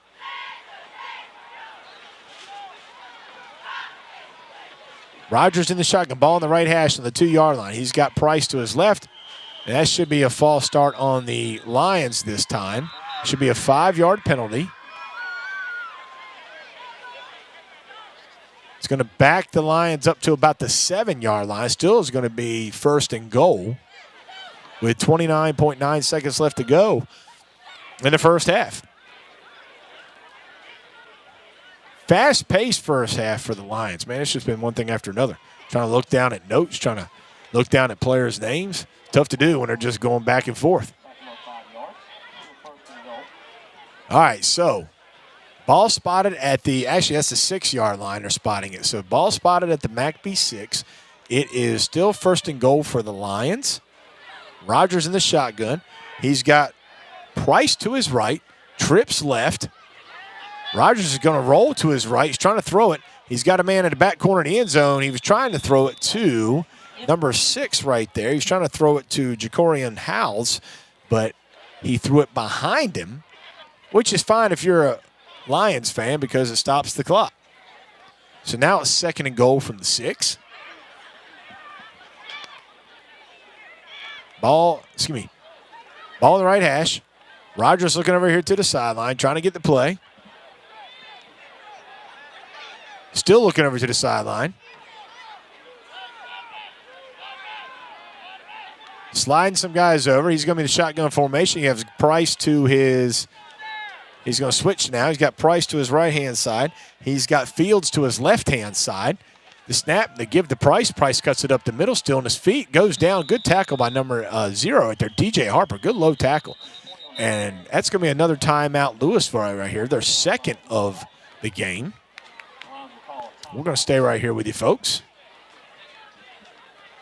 All Panthers fans need to read the Link newspaper. The Link is published every Wednesday and brings you the most complete coverage of Panthers varsity sports. You can subscribe online tonight or call the office next week. Editor Jacqueline Huff and the Link staff, they do newspaper the way it should be done. Read the Link online at thelinkpaper.com. Also, folks, tomorrow, don't forget to listen to Saturday Morning Quarterback every Saturday morning at 9 a.m.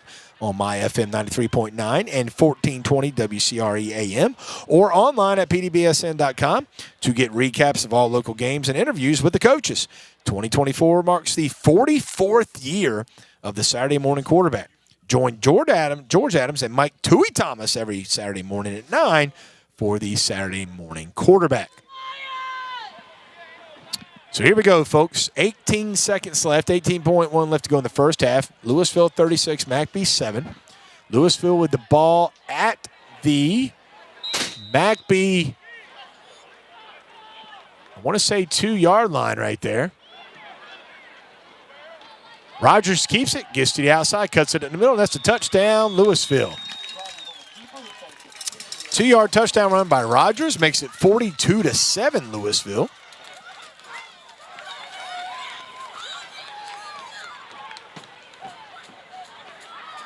Lions lining up to kick it like they usually have done. They'll line up 7 guys to the left-hand side over here. Center down. Rogers in the shotgun formation with a split up top to the right-hand side.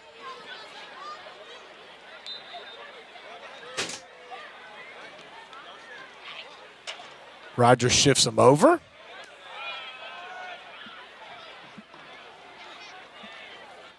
Snapping will be number 62, Aiden Alexander.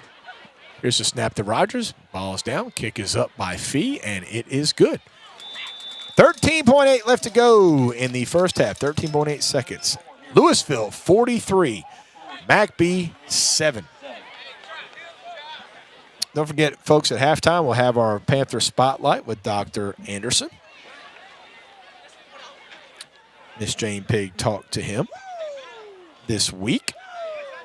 We'll also have our Panther Sports updates. And we got to give a shout-out. I got to give a shout-out. You know, we do shout-outs all the time, Terry. We do. But at halftime, man, I'm going to give a very special shout-out to the bus drivers. Got to give a shout-out to these bus drivers, Terry. You know, drove a bus route today, and I got done, and I thought to myself, I don't know how they do it. I legit don't know how they do it. Every day, morning and afternoon. And, you know, yesterday, if you paid attention to Dillon County, bus drivers went on strike, like didn't show up, didn't pick up the kids. We're not there yet, but we are short on some bus drivers, ladies and gentlemen, here in Chesterfield County. We'll talk about that in just a second. Number 10, Fee, Marcel Fee to kick off for the Lions. He rears it back, kicks a deep one, and that's going to be Devarius Pons, who catches it right at the goal line. And they're going to mark him, just going to stop it there at the goal line. He was running it out. I don't know if his knee went down or not, but they didn't want to run it out there. 8 seconds left to go in the half. 43-7, Lewisville. I don't see McBee running a play here. I've got a feeling Coach Karcher probably just tell him to take a knee. We'll see. Ball comes out to the 20-yard line. Middle of the field. Braden Jones back at center for the Panthers. He got hurt last week a little bit, and that's why Mason Starnes was actually starting. And they moved Jones over to tackle. Yeah, the Panthers are just in like a little victory formation. They're just going to kneel it right here and run into the half. And they do. JJ takes a knee. And that's the end of the first half, ladies and gentlemen. Woof, and what a first half it was if you were a Lewisville fan. So, ladies and gentlemen, hold on. I got two computers going on, man. It's good stuff. All right, here we go. At the half, it's Lewisville 43, McBee 7. The score is brought to you by Bob Robinson and Associates Auctioneers. When you want it sold, call Bob. For information about upcoming auctions, visit bobrobisonauction.com. Bob Robinson and Associates, South Carolina license number 1968 and North Carolina license number 5532. Folks, we're going to take a quick commercial break, pay some bills. We'll come back to our Panther Spotlight. You're listening to Panthers Radio on PDBSN.com. Fall has arrived at McLeod Farms. The corn maze and pumpkin patch is now open from 9 to 5 p.m. Since 1916, the McLeod family has grown the best peaches and seasonal produce around. Come to McLeod Farms in McBee this weekend for fresh vegetables, ice cream, and fresh baked items. Make your plans to visit the corn maze and pumpkin patch, now open. McLeod Farms Roadside Market, Highway 151 in McBee. Open 8 a.m. to 6:30 p.m. 7 days a week.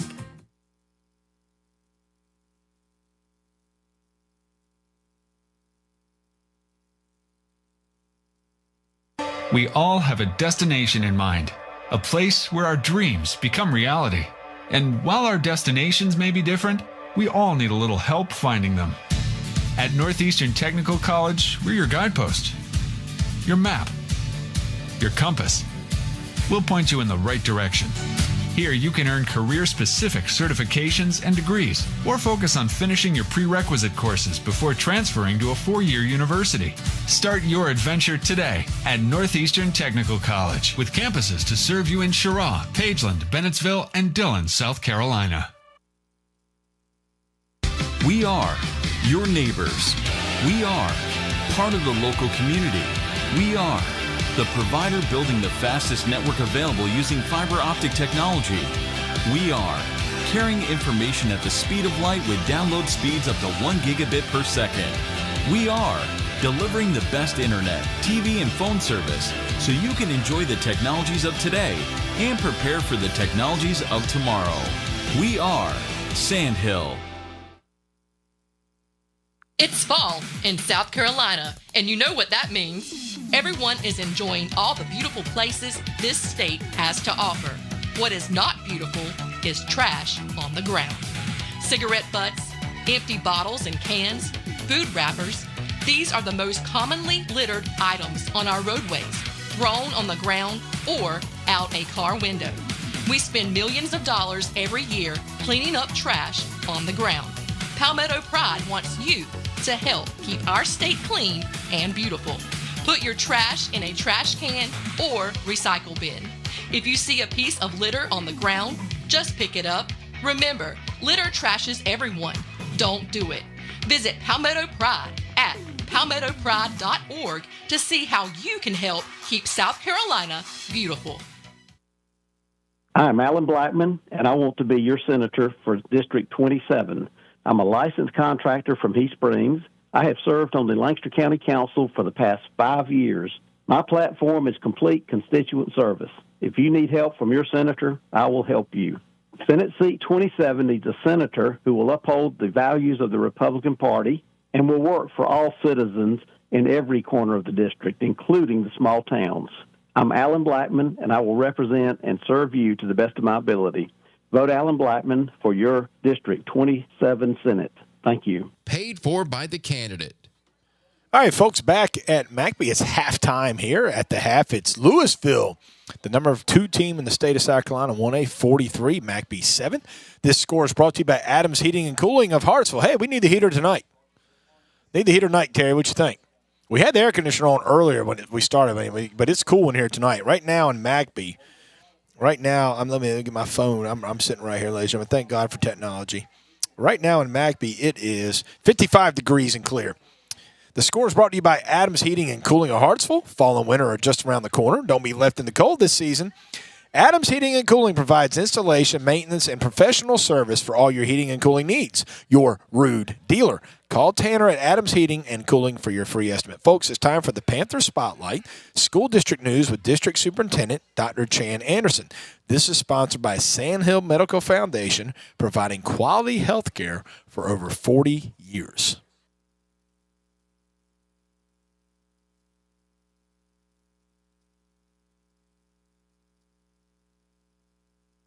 It's the Panthers Spotlight with Jane Pigg, giving you a closer look at McBee High School, sponsored by Sandhills Medical Foundation. Our Spotlight tonight talks about Chesterfield County School District. With us is District Superintendent Dr. Chan Anderson. Stay tuned. Looking for top-notch medical care right here in your community? Sandhills Medical Foundation's McBee Healthcare Center and Pharmacy has you covered. Not only do they offer comprehensive medical services, but they also have an in-house pharmacy and even chiropractic care, all under one roof.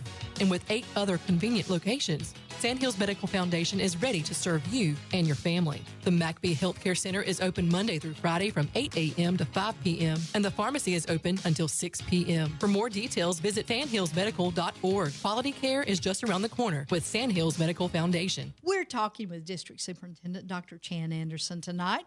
Dr. Anderson, welcome back to the Spotlight. Always good to be here with you, Jane. Thank you for inviting me back.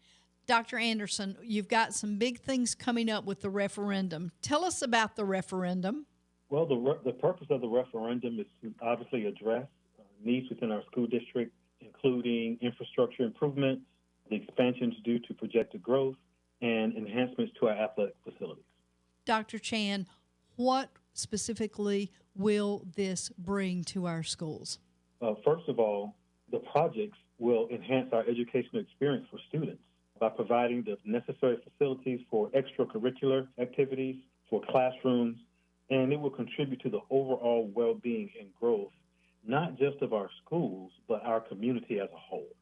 Dr. Anderson, 15 years ago, we may have had issues that were not important then, but are important today, especially Sure. security. Well, you know, the last 2.5 years that I've been superintendent, the first priority has been to ensure safety. And that's followed by ensuring that all of our students are growing. But so safety is absolutely paramount. So the renewal of this referendum will help us towards safety in providing upgrades that would include additional fencing around our school buildings and our athletic facilities, as well as improved access control infrastructure that we need in our schools. It will also allow district administrators to monitor and track entry and exits to all of our main buildings much, much better. Well, it sounds like you've got a good plan underway. All right, now let's go Panthers. Go Panthers. You've been listening to the Panthers Spotlight with Jane Pigg, bringing you a closer look at McBee High School, sponsored by Sandhills Medical Foundation. Thank you, Ms. Pigg, and thank you, Dr. Anderson, for that Panthers Spotlight at halftime. We're going to take a very quick commercial break, come right back, and talk about the week in Panther athletics. You're listening to Panthers Radio on PDBSN.com. Marmac Incorporated is a family-owned and operated manufacturer and distributor of building products and industrial wire. Since 1953, Marmac Incorporated has been on the job at many of the world's most recognizable construction projects. Across America and around the world, McBee has been serving customers for 70 years from their headquarters in McBee. The owners and staff at Marmac are proud supporters of academics, arts, and athletics at McBee High School. Go Panthers! All right, ladies and gentlemen, at the half, Lewisville 43, McBee 7. Scores brought to you by McLeod Farms and the Roadside Market on Highway 151 in McBee. McLeod Farms, the Come and See Corn Maze and Pumpkin Patch is now open. Make plans to bring the family to McLeod Farms Corn Maze, and you pick Pumpkin Patch, located at the McLeod Farms Roadside Market on Highway 151 in McBee. The Roadside Market on Highway 151 is open 7 days a week. Bring your family this weekend. Hey, speaking of Marmac, by the way, got a phone call this week from Mr. John Martin. Just wanted to talk a little bit. Man, he called me last year. Last year, he invited me to go to Marmac and actually see what happened there. He knows I went, and this is no lie. He said, hey, I know you and Terry do this. I've heard of what you've been doing. He invited Terry to say, hey, if you want to go up to Marmac and see what they do up there, to tour the facilities. Pretty cool stuff. Wear the hard hat, put the glasses on, man. So, Terry, the open invitation to you from Mr. John Martin. So I want to thank John Martin for calling me up this week. I feel special. Like John Martin called me from his cell phone, man. You know what I mean? I feel kind of special, Terry, about that. You know, John Martin called me. All right, folks, the week in Panther Athletics. Here we go. The cross-country team had a meet this past Tuesday in Pageland, and I have no idea how it went. That's a good way to start off the Panther Athletics. I really have no idea. I got a kid in my class, Nathan. Nathan runs cross-country, man, and I was like, how'd you do? Yeah, I didn't do too bad. All right. And how'd the team do? Really don't know. So maybe I should probably talk to the coach more. They are scheduled to travel to Darlington Middle School tomorrow morning at 8 a.m. for the Darlington Carnival. Wait a minute. The Darlington Carnival, are they going for funnel cakes or are they going to run? What the heck? The JV volleyball team defeated Lamar at home this past Tuesday in 2 sets. It was the final match of the season for the JV Panthers. They finished 11-2 this season. Shout out to Coach Callan Jowers, who's also the varsity coach, for the job they did with the JV girls. My daughter Addison played. They did a heck of a job this year. Fun to watch. Great job, ladies and coaches. 11-2 for the JV Panthers this year. JV volleyball, great job. The varsity volleyball team went 2-0 this past week. They defeated Lamar at home on Tuesday night. They defeated C.A. Johnson yesterday. I got to drive them. Then I went to Chick-fil-A. The varsity girls are now 13-5 overall and 11-4 in region play. They have one more regular season match this coming Tuesday, October 22nd at home against Midland STEM. All right, now, Terry, I don't want to be rude. They're playing Midland STEM, okay? And I'm not being rude about this because, man, it's high school athletics is athletics. But me and you and Hayden could suit up, and I think we could beat Midland STEM. That's not being rude. I'm not trying to be ugly. I'm thinking we have a chance. We have a chance. I think we could do it. You know what I mean? The middle school volleyball team. I forgot. I wrote this down. Let me go back to Callan Jowers real quick. Okay, I got to go back to this text. I'm sorry, ladies and gentlemen, because he texted me today, and I did not update this. All right, the middle school volleyball team. Bo, they won this week against Spalding. They are 15-1 on the season. Middle school volleyball. Come get some.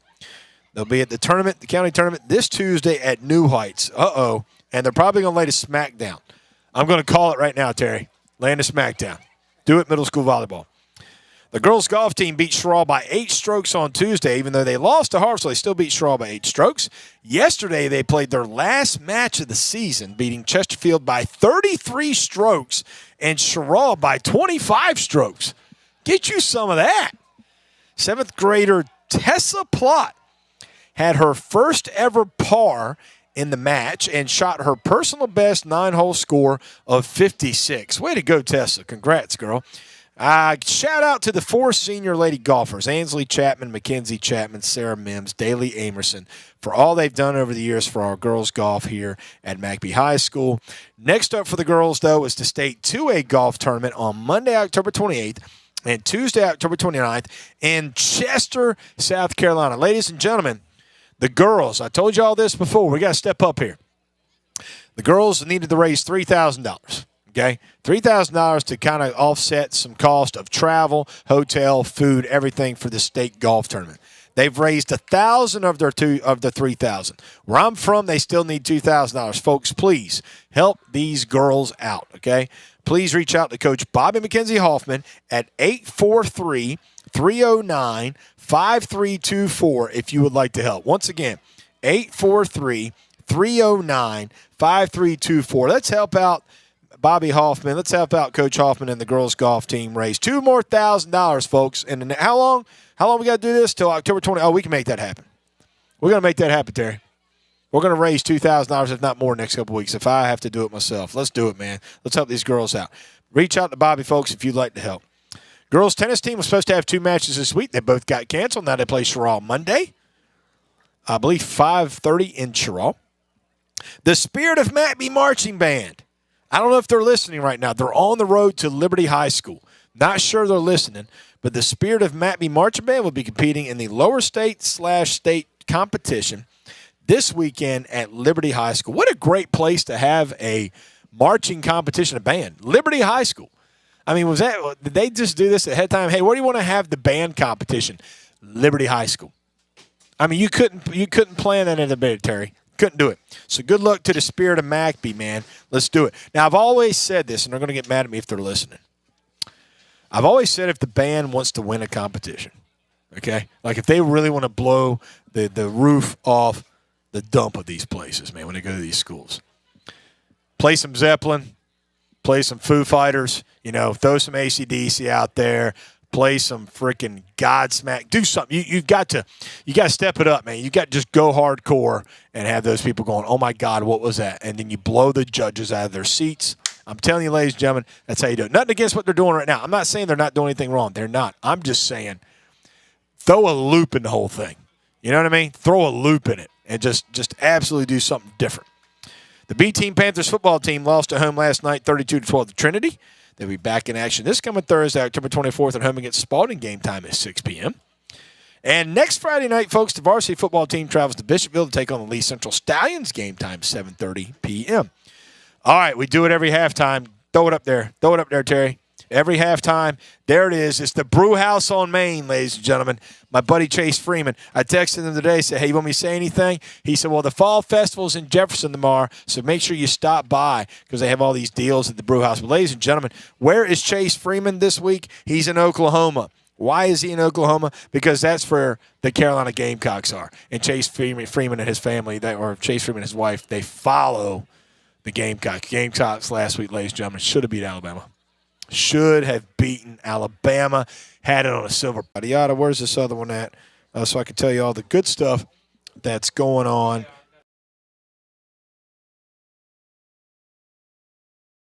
Cookies and Scream, Vampire Bite, Caramel Apple Pop, Pumpkin Spice Latte, ladies and gentlemen. That's their October specials. Go see them over there. The Brew House on Main in Jefferson, ladies and gentlemen. That's what I'm talking about. At the half, Lewisville 43, McBee 7. Scores brought to you by Adams Heating and Cooling of Hartsville. Fall and winter just around the corner, folks. Don't be left in the cold this season. Adams Heating and Cooling provides installation, maintenance, and professional service for all your heating and cooling needs. Your rude dealer. Call Tanner at Adams Heating and Cooling for your free estimate. I've been joined by greatness. Blake Barron is walking through. I've been joined by greatness, ladies and gentlemen. Blake Barron is behind me, walking up the steps. He's got him a Dr. Pepper in his hand. Did you go down there and see Josh Tiller and get you a burger? You didn't get you saw Josh Tiller. That's all that matters. I mean, make sure you see Josh Tiller. That's it. Hey, Terry, guess what? Guess what I got right here? Can you turn the camera on me? Real quick, can you just turn the camera right here? I did this last week, and I want to make sure, Terry, ladies and gentlemen, I'm going to give some free love right here. During the game, I don't like to eat or drink much because it's me up here. I need to go over here. All right, here we go. All right, there you go, ladies and gentlemen. So I'd like to hear. Tonight it's Gatorade Zero. There it is. Hold on, let me see. Okay, there's my Gatorade Zero. Okay, right there. Got my pink shirt on. Ladies and gentlemen, at the half though, I always eat these. Can I give a little love? It's the Welch's Fruit Snacks. Can somebody talk to anybody at Welch's and see if I can get me like a free, yeah. What? You need some too? What? You need Hey, Welch's Fruit. Say what? Oh, you give me players at halftime. Come on, man, hook me up. Ladies and gentlemen, talk to the sponsors at Welch. So tell them that Chris Lloyd wants a free supply lifetime of fruit snacks of Welch's Fruit Snacks. That's what I eat at the half, ladies and gentlemen. That's what I eat during the game because I can't leave my post. Thanks, Terry. Appreciate that. Ladies and gentlemen, we're going to start the second half right here. 43-7, Lewisville. I wouldn't be shocked if you see a running clock to get this going. I'm not sure. I just work here. Me and Terry just hanging up top. Hayden's here tonight. His son hanging with us. That's what I'm talking about. Can't get Hayden up here any other time. He's here tonight. There's Fee with the kickoff. It's caught by, actually bounces off to Darius Pons' shoulder pads. He's still fumbling down there at the 2-yard line. He somehow gets away and is going to get positive yards out to about the 12. So Darius Pons had it caught, went through his hands, hit his shoulder pads. Then he went to pick it up, and it kind of slipped through his hands again. He picks it up at the 2-yard line. And the Panthers will have 1st and 10 from the 11-yard line. From their 11. They have the concession stand behind them, and they're heading towards the scoreboard part of the end zone. This has been all Lewisville from the start, ladies and gentlemen. JJ in the shotgun formation. Holloman running into the last second there. We were down a person. DJ in the wing to the right. Bam on the wing to the left. Referee still waiting to spot the ball. What are we doing? Now the referee, okay, now he backs up from it. And it is a running clock, ladies and gentlemen. They're running the clock right now. Smart. I like this idea. JJ puts DJ in motion, but it's a give to Holloman, and the ball is actually on the ground, and I believe Lewisville has the ball. They're pointing like they have it. I'm not going to lie to you. The referees aren't in a hurry. I'm just going to be honest with you, folks. It's 43-7, and I don't think the referees are really in a big-time hurry to say, you know what? It's a fumble. Let's see what they do here. It is second down. So it was no gain for Holloman and no fumble apparently. No, what are they saying here? Okay, hold on. I'm kind of lost here. They're pointing back over as if to say, what are we doing here? Oh, it's still 1st down. I don't know. Okay. I don't know what that call was, folks. I really don't. I'm not going to ask for instant replay. I don't know if we fumbled it. They got it. We got it back. I'm not sure. JJ in the shotgun. He's got Bam in motion. He gives it to Bam off to the right-hand side. Bam breaks it at the 20, 25, and he's thrown actually forward by a Lewisville defender. He was actually thrown forward by number 6, Jacorion Howells.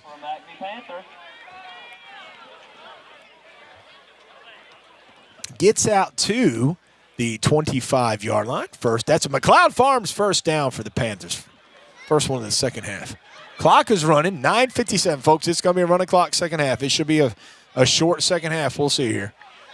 9:50 left to go in the third quarter, 43-7 Lewisville. JJ in the shotgun. Ball's on the right hash, the 25-yard line, right hash. He puts Bam in motion. It's another give to Bam. Bam trying to get to the left side this time.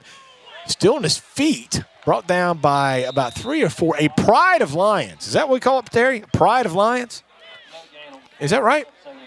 Isn't that what a bunch of lions are? A pride? Is that right, Hayden? Hayden, see, you didn't learn that in my class. You learned that in science. And that is what are they giving them right there, Terry? That's a loss? They got him spotted at 25-yard line. No gain on that play. No gain. Ball's on the left hash, 25-yard line of McBee. JJ in a shotgun formation. He's got Jakari to his right. And we already have a timeout taken by Coach Karcher to start the third quarter with 9 minutes left to go. Hey, I didn't get a chance to finish, so let me kind of explain to you folks, if you're still listening. I remember last year I went to Lewisville, and it was for the region championship, and I was on the radio with Addison, and it was a blowout. And I remember about the fourth quarter, it was legit so bad. I said, folks, is anyone listening? I legit did. I said, is anyone out there still listening? And I got like 3 texts. Hey, man, we're still paying attention. I was like, you guys are true fans, because it was like 58-7 at the time or something like that. Hey, so let me set this up for you. I got to give a big shout-out to folks, I want to give a shout-out to everybody, the yellow bus drivers. Okay, so let me explain this to you. I have my CDL. I got it about 25 years ago. And I got my CDL, which means I can drive a yellow bus. But I drive here in South Carolina. When I coached, I pretty much just drove the blue and white. Those are the athletic buses, the activity buses. And they're actually a little bit simpler to drive, I guess you could say. Not that buses are easy to drive. Just a little, I guess you could say, they go faster. Is that, do I want? Should I say that after the superintendent just came on at halftime? Ball in the middle of the field, 2nd and 10 for the Panthers. JJ in a shotgun. He puts DJ in motion. It's a give to DJ Harper. Harper hits one block, goes around. He tried to follow one block. Gets to the 31-yard line. They're going to give him 6 yards right there. Make that 3rd and 4 for the Panthers. Kenny Rogers, yes. The gambler, ladies and gentlemen, is still here. Still here, brother. Thank you. Thank you, Kenny Rogers. Apparently, Kenny has nothing to do on Friday night except we love you, Kenny. Thank you, man. That's what I'm talking about. I'm going to finish this story eventually before the game is over about the buses. Okay? So when I do my bus test, though, Terry, each year, I have to drive a yellow bus. But I've never driven one on a route. Never. It's just always been the athletic buses who take the boys here and there in sports events. Griggs moves over to the left-hand side. JJ in the right hash here at the 31. It is 3rd and 4 for the Panthers. It's a give to Bam. Bam tries to go to the outside. He's hit once, hit twice. Finally comes down at about the 33. He ran about 15 yards and gained 2 because he was going sideways back this way. They're going to give him 2 yards. It's going to be 4th down and about 3 for the Panthers. Ball spotted at the middle of the field. It is a running clock, second half, 43-7 Lewisville. It's been all Lewisville the whole game. Panthers look like they're going to, are they going to punt this? I believe so. Gabe casting back the punt. 4th and 3 for the Panthers.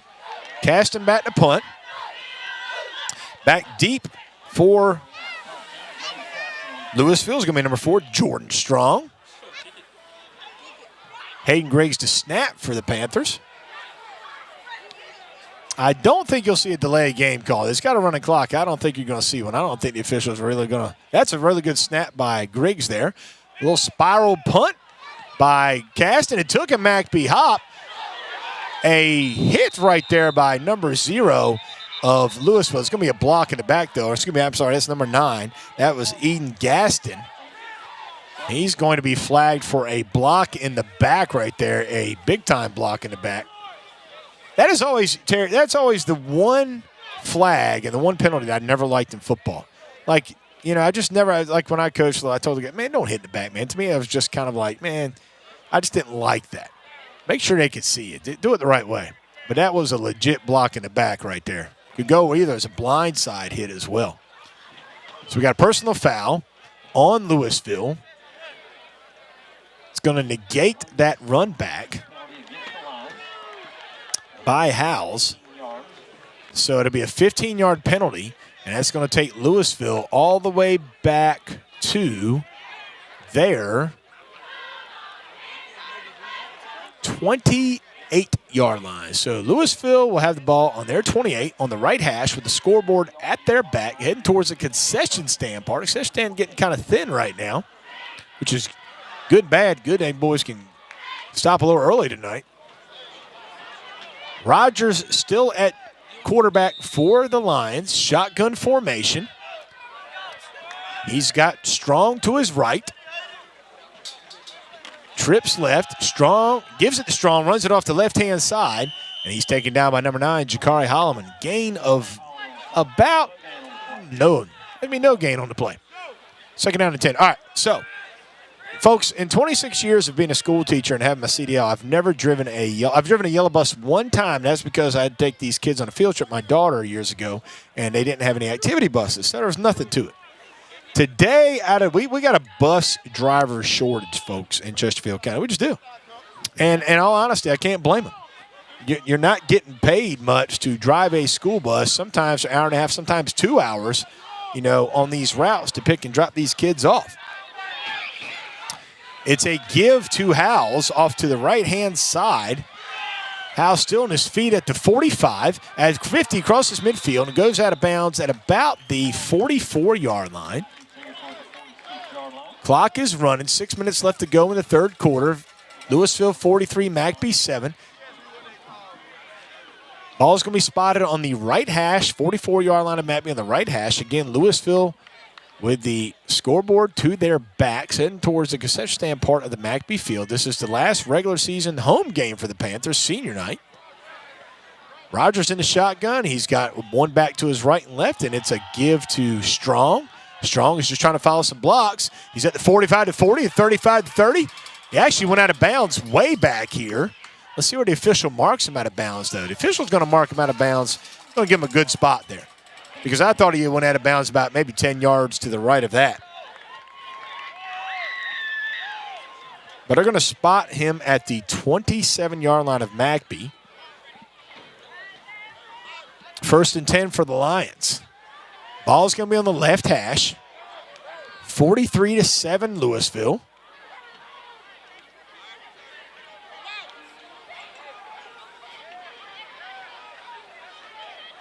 We got a couple Lewisville fans that are like yelling at something, man. You're up 43-7. What do you want, boss? Give this Strong. Strong gets down to the 25-yard line, where it's going to be 2nd down and 7. Anyway, ladies and gentlemen, I got a text today from a bus supervisor in Chesterfield County saying, hey, Chris, any chance you can drive a route this afternoon? And I almost chuckled. I'm like, really? I've never done this, Terry. I've never driven a bus route with kids on the bus, like a regular bus route, like stop at their houses. Never in my life. Today was a first. I did it. Give to Strong again off to the left-hand side. He's at the 25, the 10, the 5. Cuts it back again, and that's touchdown, Lewisville. A 27-yard touchdown run by number 4, Jordan Strong. Now we're looking at Lewisville 49, McBee 8.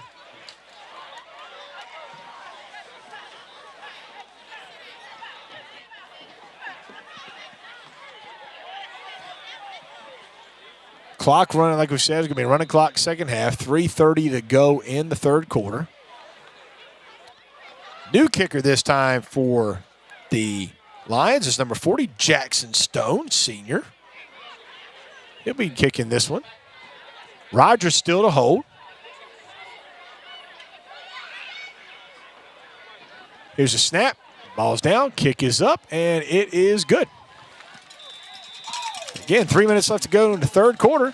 Lewisville 50, McBee 7. So there was a lady who works at this school. Her name is Miss Tammy Black. She works in the office, and she had to go today to Charleston to take her husband to the doctor down there.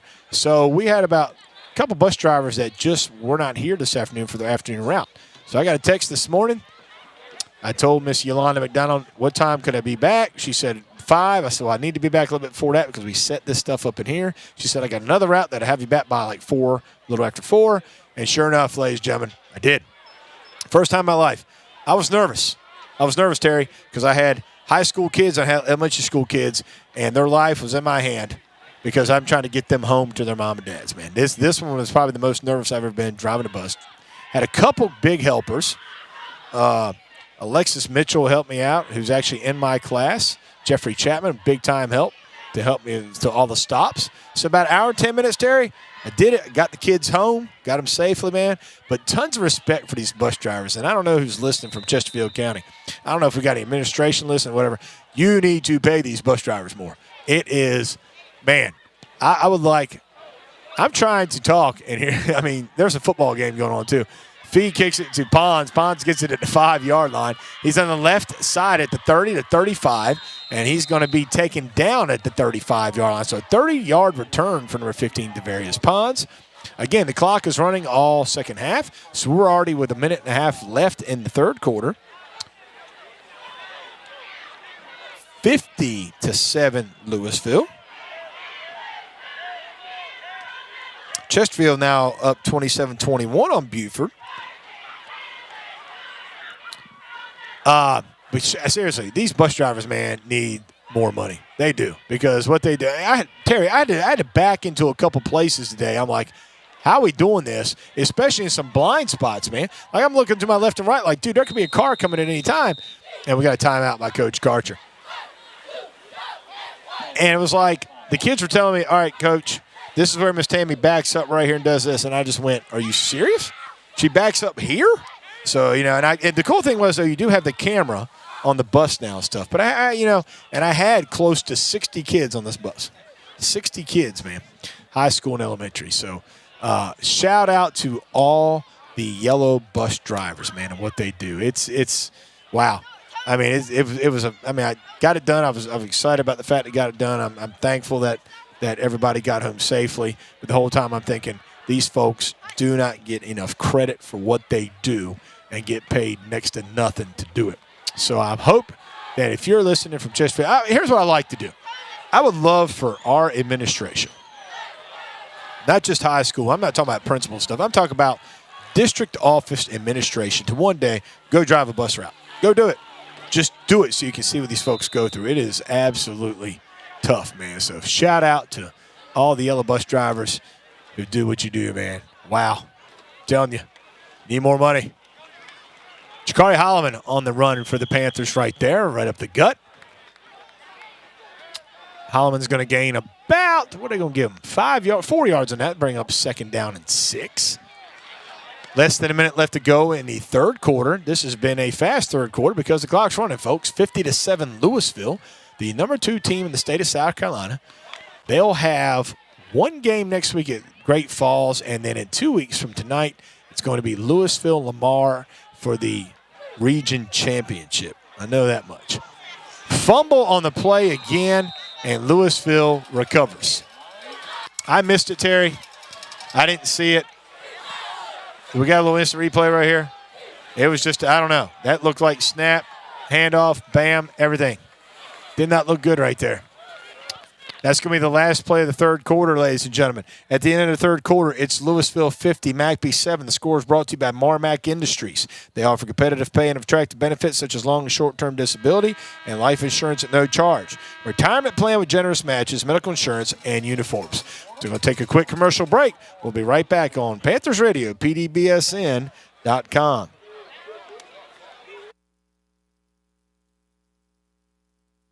Biggs Restaurant, Meats, and More, located on the grounds of McLeod Farms Roadside Market in McBee, is a destination dining experience. The menu has all your favorite burgers and sandwiches and daily lunch plate specials. All Biggs seasonal vegetables are grown at McLeod Farms and other farmers market farms. WIS-TV named Biggs Hamburger as the best backroads burger in South Carolina. Biggs has a large assortment of homemade cakes, pies, frozen casseroles, and an in-store butcher shop featuring the finest cuts of Black Canyon Angus beef. Biggs Restaurant, Meats, and More, located at McLeod Farms Roadside Market, 29241 Highway 151 in McBee. Open Tuesday through Friday, 9 a.m. to 6 p.m. and 9 till 3 p.m. on Saturday. That sound you hear, folks, is me on the second bag of Welch's Fruit Snacks. Hey, Kenny Rogers, you listened for 3 quarters, man. Thank you, buddy. Kenny Rogers signing off. The Gambler, you got to know when to hold him, and you got to know when to fold him. He's folding right now. Don't blame me, Kenny. Thanks for tuning in, buddy. We got to get together next week, do some tennis, talk some smack. Ladies and gentlemen, Lewisville with the ball after the fumble by the Panthers. Starting the fourth quarter right here, 50-7 Lewisville. Rogers still at shotgun formation. It's a give to number 20. He gives it to A.J. Price. Price is taken down by a host of Panthers.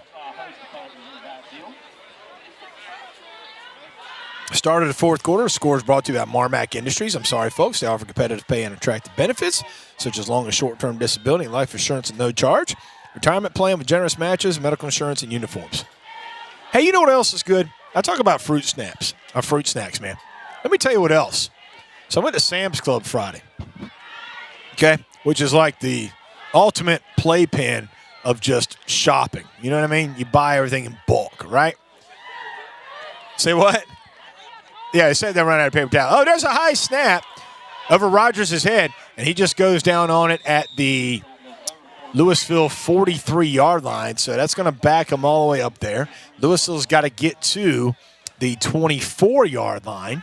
It's going to be third down. That's 24, so that's 26. 26 plus, hold on for a second. 33. There we go. Third and 33 for the Lions. All right, so I go there, and let me tell you what I kind of got addicted to. I bought a box of Gushers. You know what Gushers are? They're like fruit snacks with like the stuff inside of them, you know what I mean? So I bought it Friday, and there was like 42 pouches in this thing. They were gone Monday. Seriously, I just killed them, man. Good stuff, ladies and gentlemen. If you've never had Gushers, go get some. All right, quick pass to number 3 out here. Quick pass to Harris. Harris gets to they're going to spot him right at midfield at the 50-yard line. It's going to be a 7-yard gain right now as we have fourth down for the Lions. Clock is running, 10 minutes left to go in this ball game. Lewisville 50, McBee 7.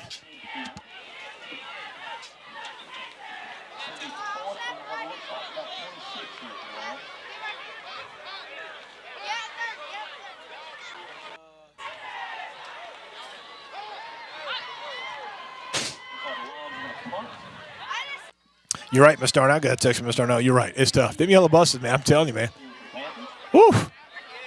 Much respect because you're trying to pay attention where you're going. You got kids yelling everywhere. I didn't want to miss a stop. I wanted to make sure that my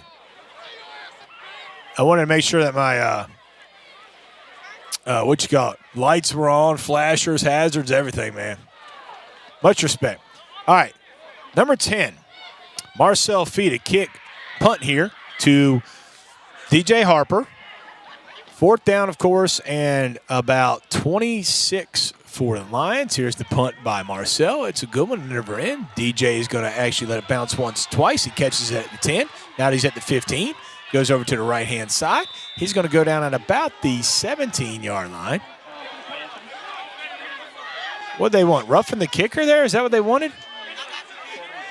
Did they want roughing the kicker? I missed it. I don't know. I was down here trying to watch, and it's 50-7. Not really sure what else you want there. It's 50-7. It's only the second offensive series I don't think Lewisville has scored tonight. So here we go. 8:20 left to go in the ballgame. Running clock all second half. Quick second half.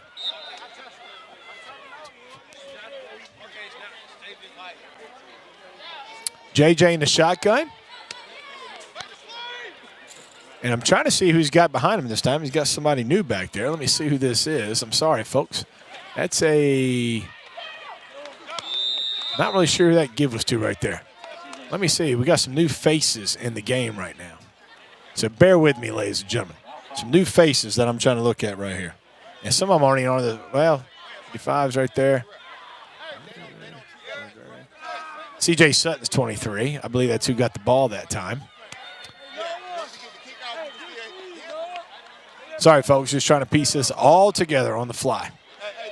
50-7 Lewisville. It's been Lewisville from the get-go, from the snap, from the first kickoff. Got Harlan McLaurin behind him. That's who it is. So JJ in the shotgun. He's got Harlan McLaurin behind him. He's got C.J. Sutton to his left. Here we go. That's what I thought. Lucas King to the right. And there's a give to Harlan McLaurin. McLaurin runs it up the middle right there. Gain of about a couple maybe, but it's still 3rd and 13 for the Panthers.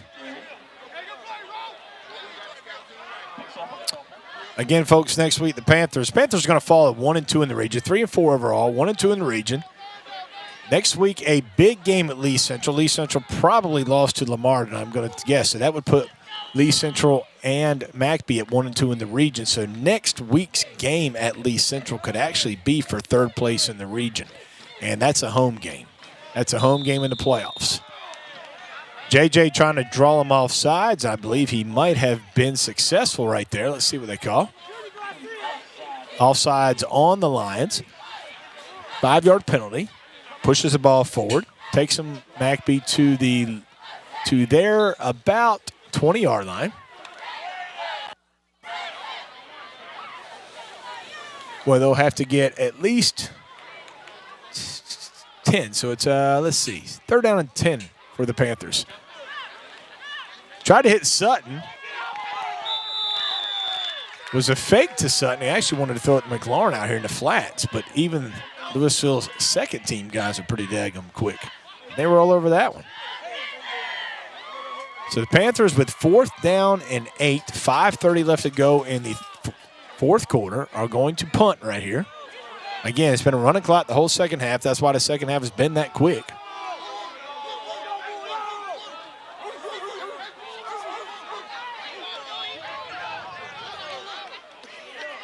Number 3, Gabe Caston back to punt for the Panthers. Hayden Griggs to snap.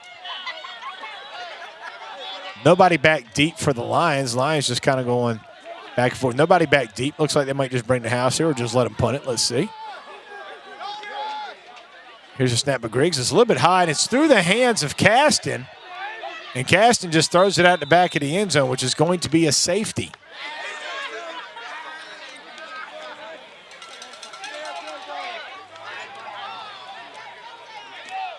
Caston, the only thing he could do right there. A high snap by Griggs went through the hands of Caston. Ball was in the end zone, and Caston did the smart thing. He just pushed it out the back of the end zone. So that is a safety. Add 2 more points on for the Lions, and that's now 52-7 Lewisville. Panthers will have a free kick here from the 20-yard line, if I'm not mistaken.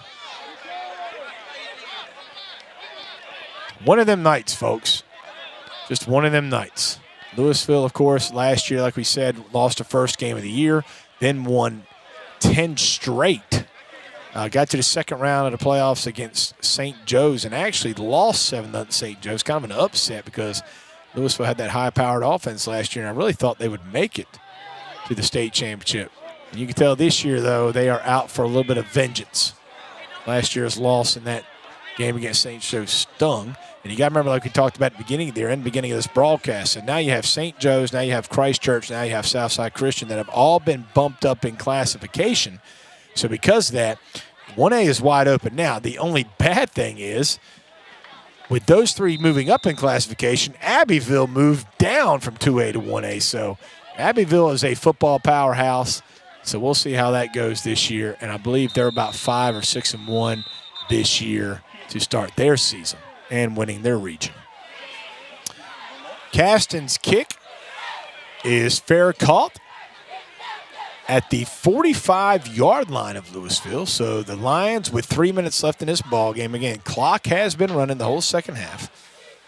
52-7 Lewisville.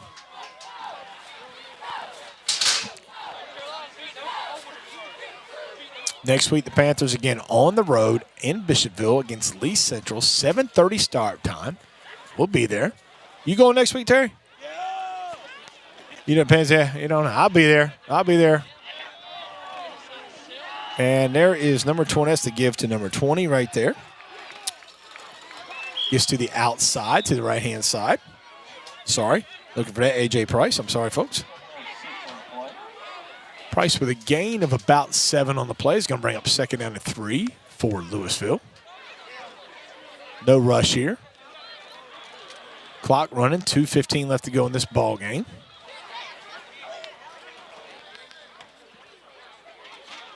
Lewisville will go to 7-1 on the season. Panthers 3-4. Lewisville next week on the road, I believe, at Great Falls. Then I want to say there, let me say I'm right about this. Yeah, the last 2 games, actually, they got to go to Great Falls next week, and then they will actually go to Lamar in 2 weeks. That'll be for the region championship. Rogers takes a knee. Smart right there. Good call.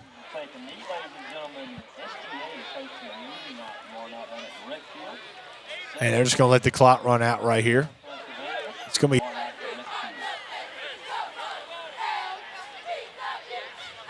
tough night all around.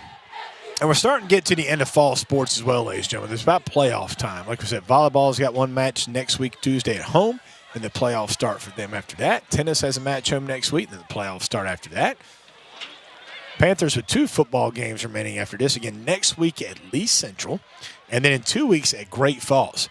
And the playoffs were supposed to, I believe, start November the 1st. They've actually delayed the playoffs by a week, so you're not going to see the playoffs, I believe, start in South Carolina. I had a text earlier from a friend of mine who told me this. Yep. Off on the 8th, and playoffs will start on the 15th now. All right, ladies and gentlemen, that's going to be it from McBee. At the end of the game, Lewisville 52, McBee 7. The score is brought to you by McLeod Farms and their roadside market on Highway 151 in McBee. The Come and See Corn Maze and Pumpkin Patch is now open. Make plans to bring the family of McLeod Farms Corn Maze and You Pick Pumpkin Patch. Located at the McLeod Farms Roadside Market on Highway 151 in McBee. The Roadside Market on Highway 151 is open 7 days a week. Bring your family this weekend. Yeah, I know. My mom sends me mom's text. Hate to say it, but my buddy Kenny, he's now 2-1 on music. You know, lost this the first time this year. I had to go to him for a little good luck because I knew it was going to be tough, especially playing Lewisville, number 2 team in the state. But he's still 2-1. He's got a winning record, though, with his choice of song selections, ladies and gentlemen. Folks, don't forget to thank Terry Tiller. I want to thank Terry for being back this week. after having last week, of course, had work, couldn't get out of work a little bit early. The mail doesn't stop for Terry Tiller. The mailman, the Bethune mail service does not stop. He had to keep going, and he had a kidney stone, but he's better now. Kidney stone's gone, Terry? Gone? That's what I'm talking about. They're not fun, are they, man? No. Had a couple in my life, folks. Not fun whatsoever. Folks, our game tonight has been presented by Marmac Industries and McLeod Farms. If you've enjoyed our broadcast, please tell our partners, Kent McLeod and everyone at McLeod Farms and the McLeod Roadside Market, John Martin and his staff at Marmac Industries, Sandhill Telephone Cooperative, keeping you connected to the world. Go big and go gig. Carolina Pines Regional Medical Center. Beth Watford and her staff at Biggs Restaurant. All the folks at Adams Heating and Cooling in Hartsville, your rude dealer. Scott and Jill Kirkley and the staff at Hartsville Lumber and Barns. Denise Tedder and her staff at the Citizens Bank in McBee. Hey, they were getting a new roof today. I was going by after I drove that bus and went to Sonny's to get my daughter some food, and they were replacing the roof over there at the Citizens Bank in McBee. What I'm talking about, your local McDonald's. Hey, man, you know how I always talk about the McGangbang? They now they got a Big Mac at McDonald's. They now have the chicken Big Mac. It's their thing now, Terry. So instead of the Big Mac with 2 beef patties, it's actually a chicken Big Mac, ladies and gentlemen. Go to McDonald's, get you a chicken Big Mac. Tell them I sent you. Representative Cody Mitchell, proud to serve the families of Panthers Nation. Sandhills Medical Foundation, serving the region from McBee. Chase Freeman and everyone at the Brew House on Main and Jefferson. Bob Robinson and Associates Auctioneers. When you need it sold, called Bob Robinson. Paige Allison and her staff at New Creations Embroidery in Pageland. Get your Panthers shirt from Paige. The caring staff at Carolina Pines Regional Medical Center. And by the award-winning journalists and photographers at the Link newspaper and the Link's website, thelinkpaper.com. Read about the Panthers and all the news from McBee every week in the Link. You can subscribe online tonight at thelinkpaper.com. Folks, oh, man, tough one tonight, Terry. It's good to see you back, though. We got instant replay on here now, man. The folks have talked about that, so we got it back. Folks, thanks for tuning in tonight. Unfortunately, just not the way we wanted it to go. Final score, Lewisville 52, McBee 7. Again, next Friday, I'll be coming to you. Terry, not sure yet. Hopefully he'll be able to. We got to check out the digs over there as well. We'll be coming to you next week. I'll be here at Bishopville, South Carolina, as the Panthers travel to Bishopville to take on the Lee Central Stallions. Folks, again, thanks for tuning in, and we will talk to you next week. McBee Panthers football on the PD Broadcasting Sports Network. Tonight's game has been brought to you by McLeod Farms, Marmac Industries, your local McDonald's in Hartsville, Representative Cody Mitchell, Carolina Pines Regional Medical Center, Biggs Restaurant, and Biggs Meats and More, Sandhills Medical Foundation, the Citizens Bank, Sandhill Telephone Cooperative, Northeastern Technical College, New Creations Embroidery, Palmetto Pride, the Brew House on Main, and by the Link newspaper. Panthers Radio was a production of the PD Broadcasting Sports Network. The executive producer is Jane Pigg. On behalf of McBee, head coach Andy Karcher, and the voice of the Panthers, Chris Lloyd, thank you for listening to Panthers Football. Join us again next time for more exciting Panthers football on the PD Broadcasting Sports Network.